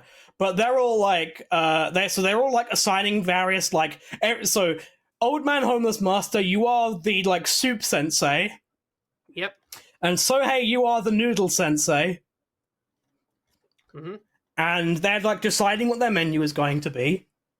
Yep. And they're like, we should also rebrand and rename this restaurant. Yeah. And what better to name this restaurant after the very face of the restaurant itself, Tampopo. Indeed. And like it's a really cute bit as well where it looks absolute dog shit, but like Goro, but it's the thought that counts, and like Goro like Yeah, hand Goro paints a paints sign. he hand paints a new like temporary sign. It's very cute. It is. And then We get another fun little research section as well. yes, they gotta do covert human intelligence sorts of shit. Yeah, so Tampopo and Sohei are outside this restaurant, and they're like sneaking around and like rooting through the trash to find out what they cook with. Fish heads, of course. And then like they have to like hide as one of the chefs is coming outside. And he leaves a box of noodles out there, and they just like sneak over to it and start eating from the box. Damn, To taste his good noodles. And we get another fun little bit as well once because they go inside to eat, and for some reason while they're eating the noodles they play a little like MIDI like sort of sawtooth sound It's every like time. a poing whenever it's Yeah. like a poing when they suck it in. Yeah, it sounds like I don't know, like it's a fucking DOS game with like an alien ray gun is being fired every time that they slap on the noodles. And then she comes up with the great idea of how to figure out how they do this by going up to the chef and being like, "Oh, dude, listen, this food is dog shit. You must not make it properly." But how do you make it, by the way? Yeah, she just tricks the fucking cook. Like, man, maybe you didn't do this right. No, I don't do that. Yeah. I bet you even use dog shit soda water too, right? What kind of soda water do you use? I use only the best soda water. I use only the best soda water from Guangxi, China, and this specific brand I use. Yeah, and then afterwards she's like, "Oh, whoops, like silly me. I guess it was just me. Haha. Sorry, haha. I'm so silly." And she's like, "We are stealing this dude's recipe." Oopsie whoopsie, I did a fucky wucky. Yeah, they're like, "We are stealing this guy's recipe." we get a scene. Yeah, now we just get another scene that's straight out of Yakuza. Hmm. Goro is just like washing his truck. And we see a car approaching. Driving wildly. Yeah, an angry driver appears, and it's returning to the movie. It's Piss Boy. Hmm. He's like, I want to talk to you. Yeah.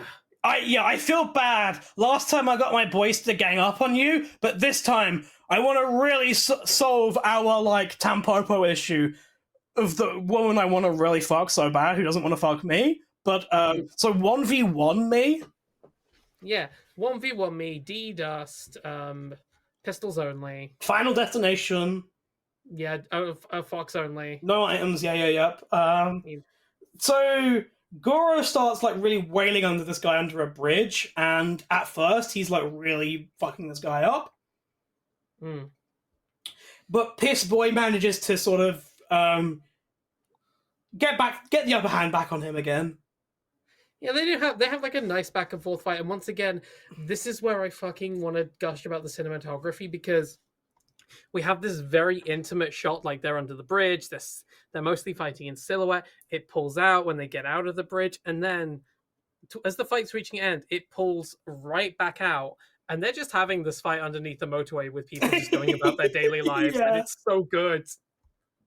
And yeah, eventually they like both tire themselves out and just collapse to the ground. Yep. And Goro hits the guy with, "Oh yeah, by the way, I used to be a boxer." It's like, damn, fuck you. Well, fuck you. You should have told me that. But yeah, sooner. at this point, again, this is a Yakuza sub story. It's like you beat a guy in a fight, and now he's like, I respect you now. I will renovate the restaurant. Yeah, it is just Yakuza. You've beaten me senseless. I'll do this for you now. I mean, he's still charging her.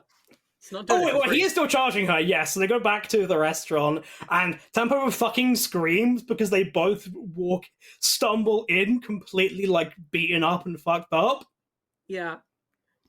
Oh, I thought she screamed because the guy that had bullied her the first time round had returned, and she was scared she's of it. screaming because they're both arriving together and fully beaten up and thinks that they're about to throw down again. Not at my fucking restaurant again, you bitch. Yeah, again, also screaming because they are, like, very visibly, like, fucked up and, like... Yeah. And they're like, no, it's okay, we're, like, best buddies now? Yes, and through the art of fisticuffs, we have learned respect, because I believe this is what they call male bonding. Yeah. Oh, we've beaten each other senseless through the power of friendship. So yeah, she's like, I only have 1 million yen. How much do you need? Well, I actually wrote 1 million men in my notes. I have 1 million men simping for me in my ramen. Which she does. Mm-hmm. And at least one woman as well, me. Yes. So yeah, she's like, but I need 2 million for these renovations. He's like, yeah, it's fine. Just sell enough ramen a day and you'll get your money in no time. Yeah, because he's like, yeah, you're getting better. You'll just keep your learning up and you'll earn that money in no time. So we have a goal now. I mean, we had a goal all along to be better at cooking noodles, but specifically now we have the goal to raise 2 million yen to be able to do some nice renovations to the restaurant. Yeah, we have to raise 2 million yen to save the children's ski ball resort from the housing developers who want to build the new permanent Tory council meeting place. Yeah, we have to raise the money through a blues concert to save the orphanage we grew up in. Yeah, we have to win a ski race downhill to save the community center on the Black Slope. It's everything you've ever met. It would be every cliche you've ever done, except it's not, because Tampopo just casually raises the money. Yeah. Also, there's like a debate over whether or not Goro is sweet on Tampopo. Which he very obviously is. Yes. And they go out to probably one of my favorite places to go out for eat, like anywhere where you can get fresh meat and barbecue it at the table. Well, before that, they're like having an argument. They do a fucking they do fucking. She's like, we need to give her a makeover because she's a fucking crusty old woman. And Goro's like, absolutely not. She is an incredibly lovely and beautiful woman, which she is. Mm. And nearly gets into a fight with them again over this. Yep. Yeah, but they do give her the makeover, and Goro gives his approval in the only way a manly Japanese man can, which is to go. Yeah. Yeah, but he does also say to her, "You look like a film star," which she is one. That's why she looks like one. Yeah, yeah. It's almost like she is a film star. It's almost like she is. She needed it for the role. So yeah, they go to what seems to be like a Korean barbecue place, and this looks like really good food. It does. I love Korean barbecue. It's so good. So yeah, they're both in the same boat. They both lost their partner, but the difference is, Tampopo's partner died of plot, whereas Goro's family left him because he was an absent like shit father. Yeah, which he feels a lot of guilt over. If they're wandering Ronin, we don't expect anything. So yeah, essentially, he was like, he says that he grew up in like a really shitty, broken home, and wanted to make a better life and be a better father to his children, and like, but he didn't really know how to do it, and he was always, and we can essentially sort of read between the lines here and see that essentially he must have just basically always been working away from home, like driving and stuff like that. Yeah, he'd be in his truck with his twink, of fucking his twink instead of his wife. Yes, and yeah, he's like feels an intense amount of guilt for how he fucked this up and wasn't a better father. Exactly. And we get like the cliche romance like scene here, where they get caught out in the rain and he gives her his coat. Yep, it's in every movie. Yep, and then also we get some casual misogyny because Goro gets to bathe first. Oh yeah, not only does he he goes into the bath and he sniffs her hairbrush and ogles her panties. Well, yeah, I kind of find that scene very amusing because he like half a second ogles her underwear and then in shame dunks his head in the water. I'm a pervert. It's so funny the way he just slams his head into the water and be like, I must punish myself for these perverse thoughts. Yeah, so she brings him some of her husband's old clothes, and then we get an absolutely weird cutaway bit now, where there's an old woman outside who's sneaking towards a nearby grocery store. Yeah. It's this scene now. We get the one bit of Yuri in the movie because the old woman fingers a peach and then it squirts. This is Yuri. I will not be explaining. Yeah, she's just like in a grocery store and is aggressively fingering a peach. Yep. The peach fucking comes. Yes, that's what I mean. It's Yuri. Yeah. And she like rushes off to like start fingering some like soft cheese. Yeah.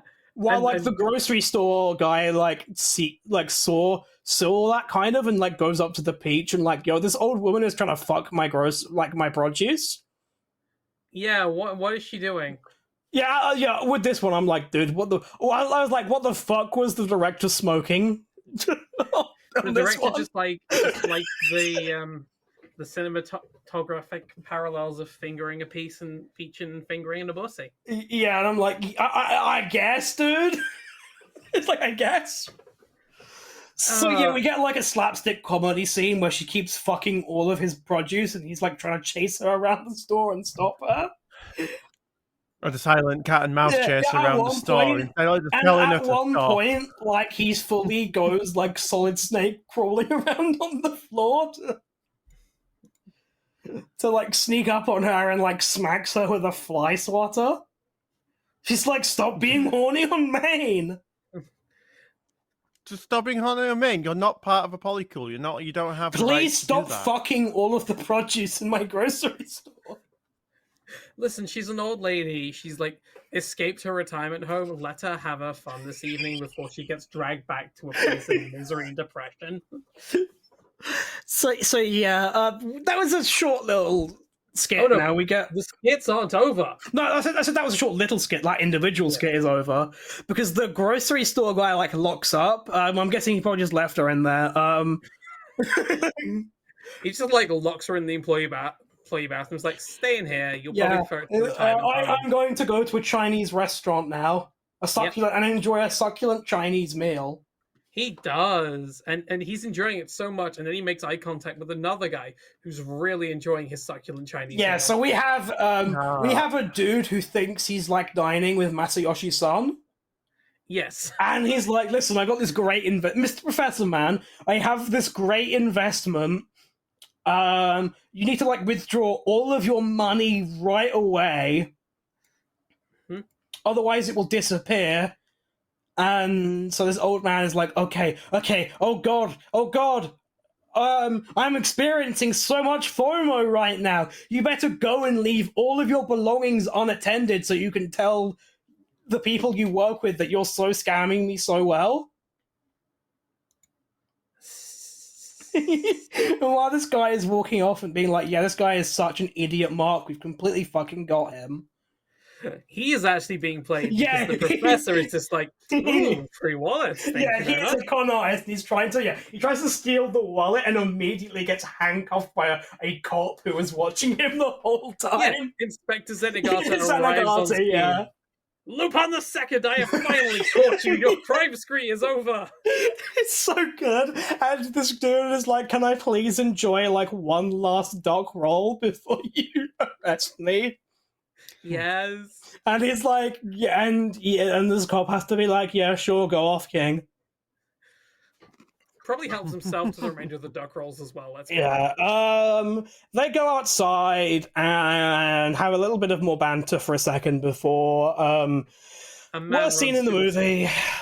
Yeah, this is what Blaze warned me about that took me out of the movie about 3 Yeah, oh no, yeah, absolutely worst scene in the movie. Yeah, this one made me check out so much that I've actually forgotten a lot. I wouldn't say forgotten a lot of it, but I've managed to suppress a lot of it. So we have this not an old man, a sort of middle-aged salary man running past them. He's on a hurry to get home. When he gets there, his wife is collapsed on the floor with a bunch of like doctors and medical staff around her. And this one thing I did kind of find funny is the doctor looks like fucking Sigmund Freud. He does, yeah, I saw that. At this whole time, like, you can tell she's about to die because, like, the doctor is constantly checking his watch because he's like prepping to do like the Time of death. Time of death, yeah. But like, wife senses husband has arrived home and is like, I am dying, but I must do my wifely duty and cook one last meal for my family. Yeah, because he's shouting at her like, you need to get up and cook. You're not allowed to die yet. You have to cook everything for your family. Yeah, and my response... Die with honor, bitch. It's horrible. It's fucking nasty. It is. I hate that scene. It also, it's entirely. Just... There's been like a little hint of misogyny, but... Oh, absolutely, yeah. To just all of a sudden, out of left field, cook before you die, bitch. I'm too lazy to learn or to take I did say going into this, at the start of this episode, listeners, that this is very clearly directed by a dude who was born in the 1930s. And it shows here. And so she makes the meal for them, and as soon as she serves it, immediately dies. Yep. I have done my duty. You're all happy. I know. Sigmund Freud reads her time of death, and the dad screams at the children in hysterics to be like, "You've got to eat the meal. It's our last meal." So there is but one thing we need to left say about this. Dr. Sigmund Freud, analyze this. No, I do not trust this man's analysis of anything. Analysis? This man worked his wife to death. Also, this is the absolute worst doctor ever. Yeah. If I was that doctor, the second I saw her getting up, I would be like, absolutely not. Sit the fuck back down, you might live. Honestly, like, if she had, like, a fleeting bit of energy to cook an entire fucking meal before she died, like, if they had let her rest, she might actually have straight up lived, right? Yep. Yeah, but her husband doesn't give a crap about that. All he cares about is that she's doing her job in the kitchen where she belongs. Do your wifely... I know. Yeah, we were thankfully after this, we're back to the good part of the movie.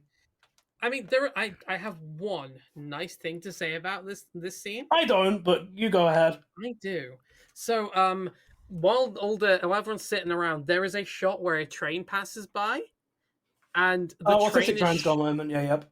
yeah, the autistic transgone, but also too because the train is shot passing by almost like it's a spaceship with how bubbly and futuristic it is compared to this very old-fashioned, cramped, clearly poor apartment because it's right next to the train tracks. Mm-hmm. Like, I don't know, it's just a little bit of cinema that stands out amid the bleakness, which I would like to hope says, yeah, this is the old times, this is bad, but I'm not gonna. That's pushing it. Yeah. Yeah, I don't have anything more to add to. I hate this scene so much. Yeah, it's fair. I fucking hate it too. It's okay. So, yeah, we're back to the good part of the movie now after that horrible scene. Yep. The boys are back at Tampopo's place, and they're all about to. It's kind of like it's another kind of subverting scene because it's the scene in the movie where you'd expect like them all to be like, finally you've learned all of the lessons and now it's really good. Yep. But they all like taste the ramen and they're like, yeah, no, this still fucking sucks. Yeah, sorry. Yeah. Oh, so they're like, this still fucking sucks. She is, of course, understandably very disheartened by this. Yeah, she's upset, would like to, but then at this point, right? Yeah, boy Piston comes in clutch. Listen, it's not what you've got, it's what you're doing with it. Watch this. Spring onion, and he teaches how to make a spring onion surprise. Yeah, again, like, the implication behind this is that after all of this teaching, she, like, sees one guy cut a spring onion and then perfects the art of cooking in this one moment after watching a guy cut a spring onion. She had a dream where she learned how to cook the perfect noodles, and suddenly she learns it. She downloaded it from the Matrix. Yeah, clearly. So, yeah, we cut to, like, the next day where, like, everyone's lives have been, like, transformed in the same time in the act of, like, helping out Tampopo to, like, make the, like, best noodle restaurant. Yep. Tabo finally fights back against his bullies, and, like, fuck Goro, this fucking kid here goes full Yakuza on, yes. 3v1 wins. I mean, he does the smart thing and he uses his bag as a weapon. Exactly. He's doing heat moves. Yeah. Yeah, he pulls out the salt and sprinkles it in one of the kids' eyes.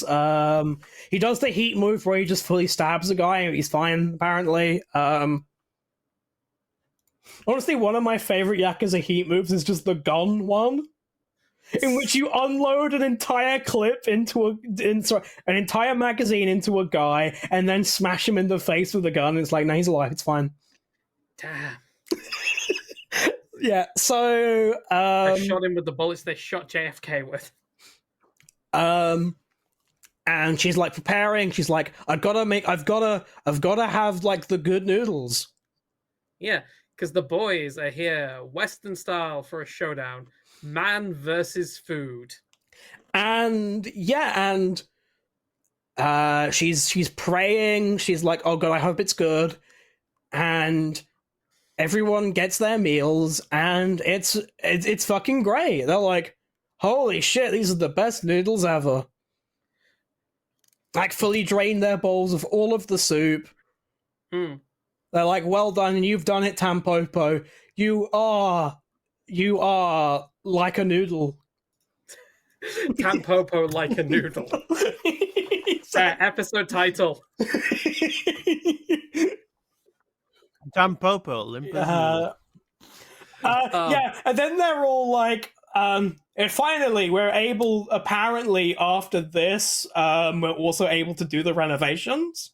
Yeah, it's fucking... We haven't opened yet, I don't know how we got the money, but yeah. No, it has been open because there have been scenes where like Tampopo's been serving guests, and they're like, it's getting better. It's great, good Tampopo. So yeah, they're all like working at like improving the restaurant, and they suddenly step outside because they hear some commotion outside. And For his crimes against sex, food, good taste, and dress, the pervert is shot in the streets. Yeah, the white suit guy is just gunned down in the middle of the street. Listen, by an sorry.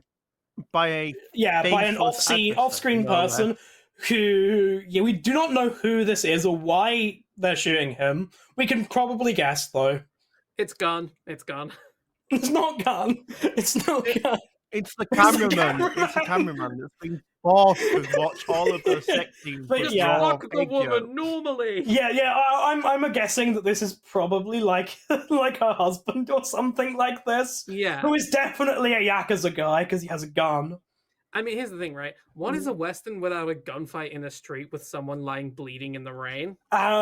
She's like bleeding in the rain. She's crying over his body, and he's like, "Please, my final words. I must tell you the perfect way to hunt and cook a boar during the winter." She also asks him what's wrong when he's covered in blood, like 4 gunshot wounds in I him. think I might have been shot.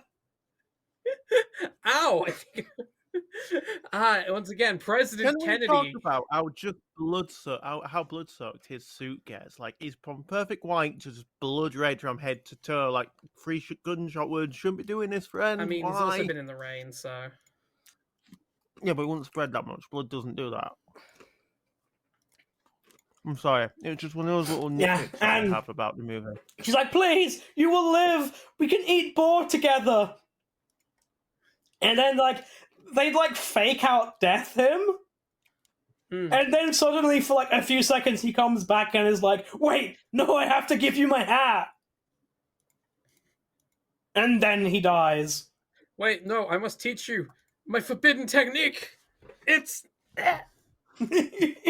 Yeah, and then you have to go on a longer quest to find his old it kind master. of just with like it cuts to like the restaurant being finished, so which kind of implies that everyone just watched this guy being murdered and was like, "Oh, that was interesting," and then just left.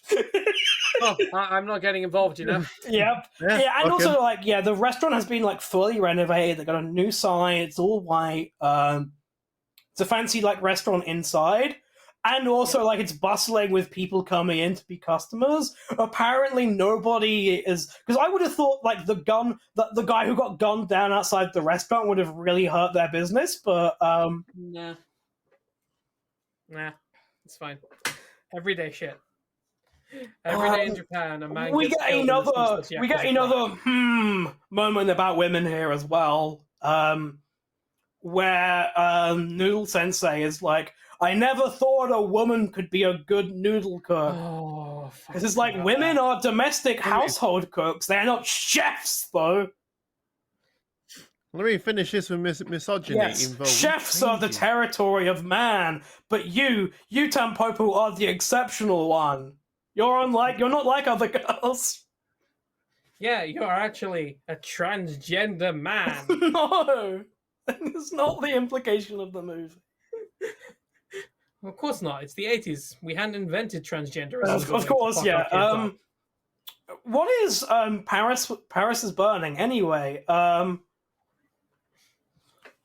Anyway, Goro, the wandering hero, will leave because he does not settle down. He has a truck to drive. And he's got to disappear where he will appear in Tampopo 2.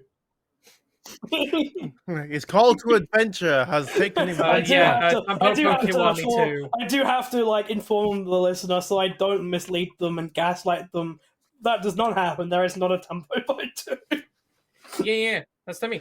He has to come back in Yakuza and fucking Tampopo Kiwami too. Honestly, I could like see this movie being referenced in a weird random side quest in Yakuza game. It probably is, and you probably missed it because you didn't know about it. I mean, it's entirely possible, I guess, yeah. I will, like, after this podcast, find out if it was ever referenced in the Yakuza game. So yeah, they all go their separate ways and return to their lives. Yeah, they leave, and the movie ends with a child being breastfed. Oh, it's really fucking weird. It's not just a child being breastfed, but it's the camera during the credits. The camera is panning constantly closer to this woman's nipple as Yeah. she's breastfeeding, and then just lingers there for the rest of the credits. It's And I'm just, like, this is just your I was fetish, watching dude. it. Okay.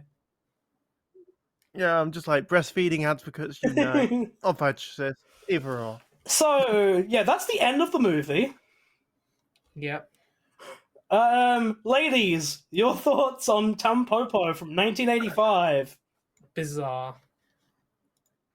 Bizarre, made no sense with the constant skits going left and right, though I completely understand wanting to show different views and different opinions on food and how people view it. But some of the skits, I enjoyed the skits overall.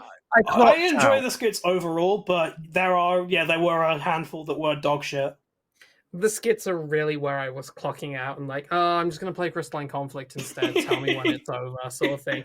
Oh, a pretty woman is flirting with me, you know?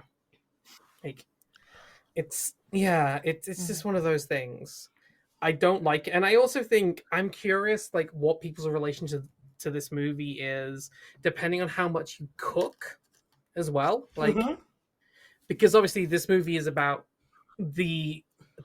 is set from the perspective of the writer director's perspective on food, whereas like, I made a note somewhere earlier in the notes that cooking is an art, bakery is a science. I can't remember what the context was, but it's one of my notes, and that's kind of it. That cooking is an art, and like, while you can follow a recipe, and I'll be honest, I've been following a lot of recipes lately to make some really cool stuff. At the end of the day, it's still an art form. Like I made dinner. I had a full English breakfast today. Title drop, haha. Was it as good as the Bishop family? Oh, it was even fucking better.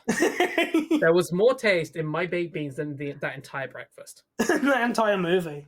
Yeah, because somebody, Blazy here, got me some Trinidad Scorpion for hot sauce for Christmas. So I put a little bit of that in the beans, but then obviously a little too much came out. So then we had to just correct the beans. And was this after you started doing live like food play with a live scorpion together? No, it wasn't. No, that was none of that. I will say I was so mentally checked out from the movie at times that when she mentioned she used the scorpion, I just completely blanked on what she meant, and I was like, "Wait, a live scorpion? What?" Yeah, No, it's the classic ingredient of a full English breakfast: a scorpion. I sent you a picture of the full English Frosty. It looks fucking delicious. Yeah. It does look good. Like, the only bad thing I'll say about the full English is I shouldn't have done the bacon in the air fryer. It didn't crisp up enough. Never mind. Now we Next know. time, yeah. So yeah, I personally thought this movie was fucking great. I also agree that it was weird and also had some uncomfortable misogynistic parts. Yeah, the misogyny was just very uncomfortable, and it was kind of. I mean, there were like hints of it early on, but it definitely like came out of left field towards the end of the movie. Like, suddenly it's misogyny time now? Yeah, welcome to the misogyny zone. I'm going to be honest, 1980s Japan and misogynistic views were kind of hand in hand. Yeah, this director, least misogynistic man in 80s Japan. It's still just whiplash. Yes, it is. Absolutely it is. It is. No, don't get me wrong, it is, but I wasn't fazed by it because I expected it. I mean, I was fazed by it because it was so, like, the rest of, like, at least, like, the first half of the movie was not like that. No, I get that. And it was, like, a huge tonal shift in that way. Yeah, I mean, that whole, like, scene with Dead Wife was complete fucking whiplash.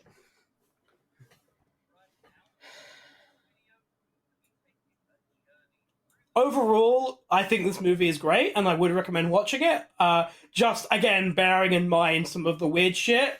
Some of the food porn scenes might make you uncomfortable if you're not into that shit, so be warned.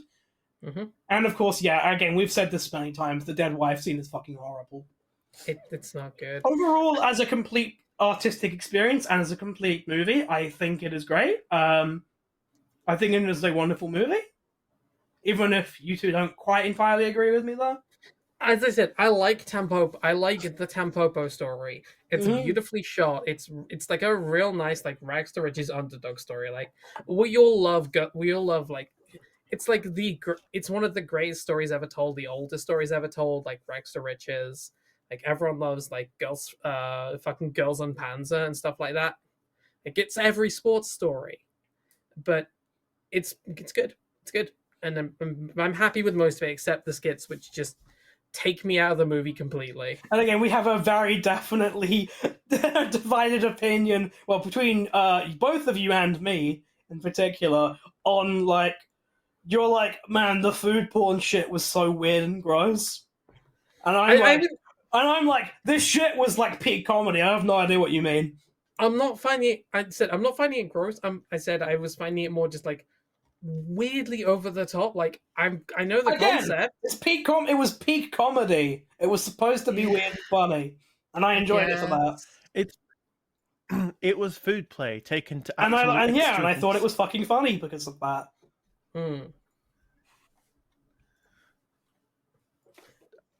I was personally on the fence. I mean, I found it kind of funny, but at the same time, I was just like, okay. I mean, you do you, I guess.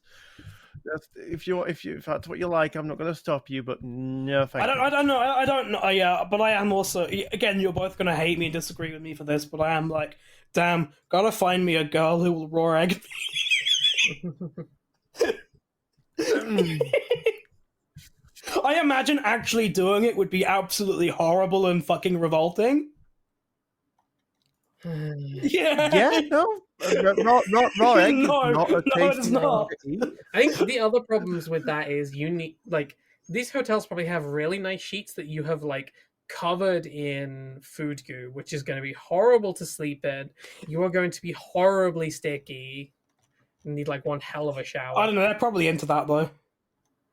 Yeah, fair. Yeah, that bed is covered in like whatever that sauce was. It's covered in lemon juice. It's covered in salt. It's covered in cum. It's covered in egg. Like, the cleaners after this are going to come in there. They're going to see that bed and they're going to be like, what the fuck happened in here? Did that fucking white suit guy come here again? I've just been looking at some of the notes, and it implies that the guy in a white suit, because he's in like this brash white suit, culturally that would cast him as a young brash Yakuza member. That makes a lot of sense, yes. Which is probably exactly why he's being killed for stealing someone else's girl. Yes. Stole an egg from the Yakuza to put it into his girlfriend's mouth. Not only did you steal my girlfriend, but that was my egg as well. Oh yeah. Not only did you steal my girl, but that was also my egg. Oh no! I was gonna have that as a boiled egg for breakfast. Fuck you! It was going in my ramen. So, regardless of what you, and I'm sorry, Hope, what you felt about this, if you don't mind, in the future for bonuses, I might want to check out more of this guy's movies.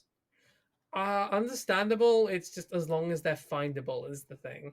No, they'll be easy to find. Like, they'll be easy to find, I'm pretty sure. I'm pretty sure probably all of his movies are Criterion Collection, I'm assuming. Like, this guy is like a cult. Like, this guy is like, in Japan at least, like a cult, like, director. And those kinds of movies tend to be in the Criterion Collection, so it's probably preserved through there.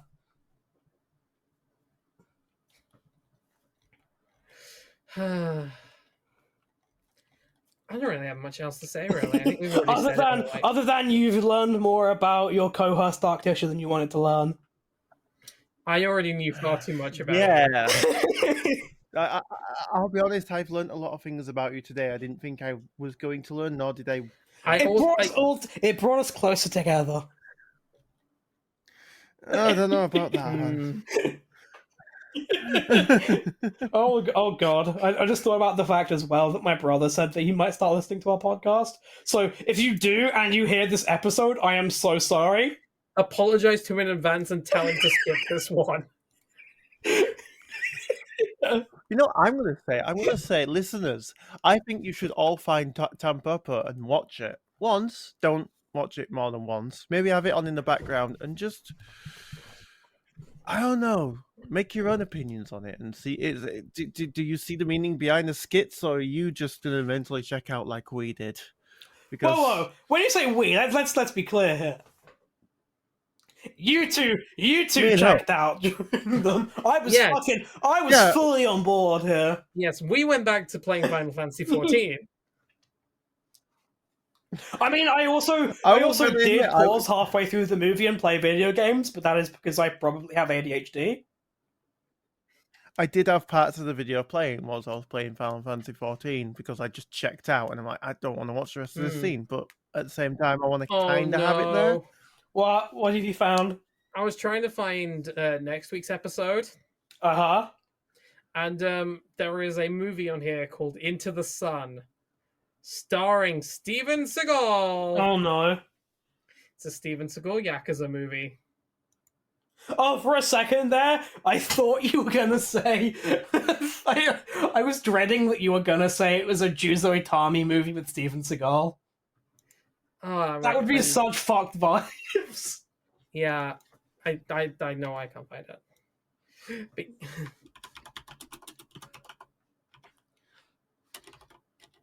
it's so fuck vibes. Oh. Look, maybe next time I do a Japanese movie, I'll get you to watch Sonatine so that you can just enjoy a good Japanese movie. Oh, is that the other one he made about the hotel? No, that's a Takeshi Kitano one. Okay. Alright. Are we done? Yeah, they are different guys, honey.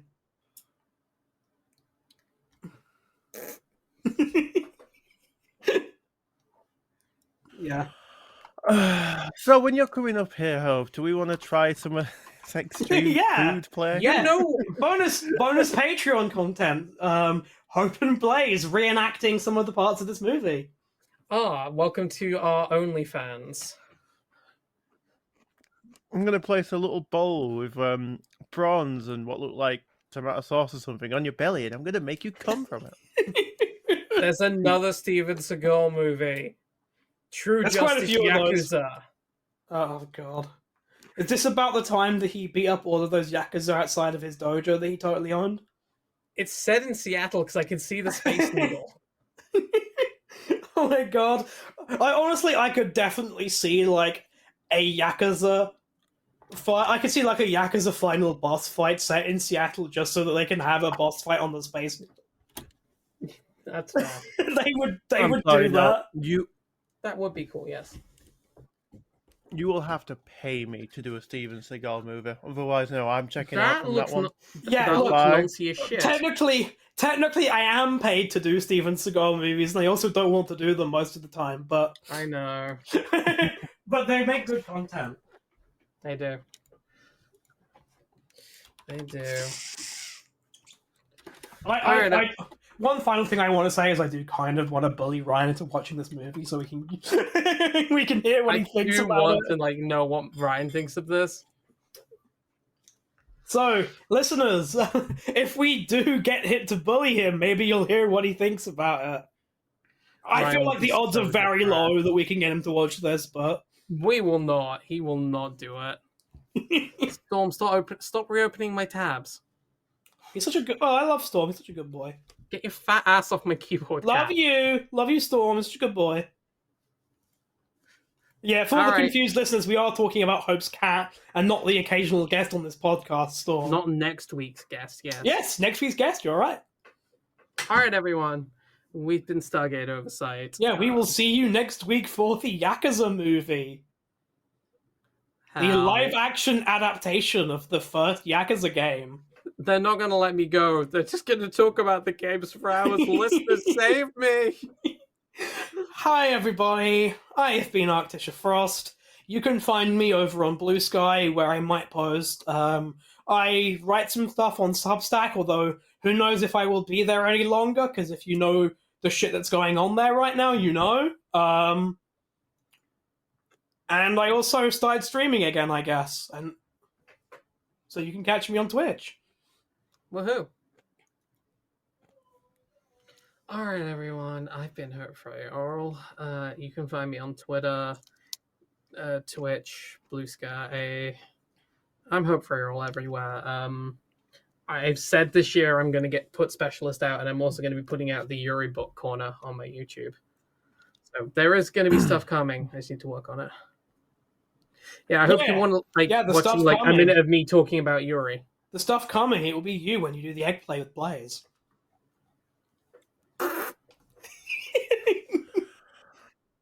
Right, I need to check out ASAP. So I've been Blaze Flowers. You can find me on Twitch under Blaze Flowers. You can find me on Twitter and Blue Sky under Adira Soul because I'm weird and different like that. And you'll see me when I'm next pulled in against my will into one of these. You could have left anytime you wanted, sweetheart. I know. All right, everybody. But I'm stubborn. We will see you next time. And as ever, it's time for you to fuck off now. Bye, listener. Go away. Bye-bye. Ow. Where's the stop button? Ow. Storm has hidden the button. He just meowed at me and then fucked up. All right, fuck off.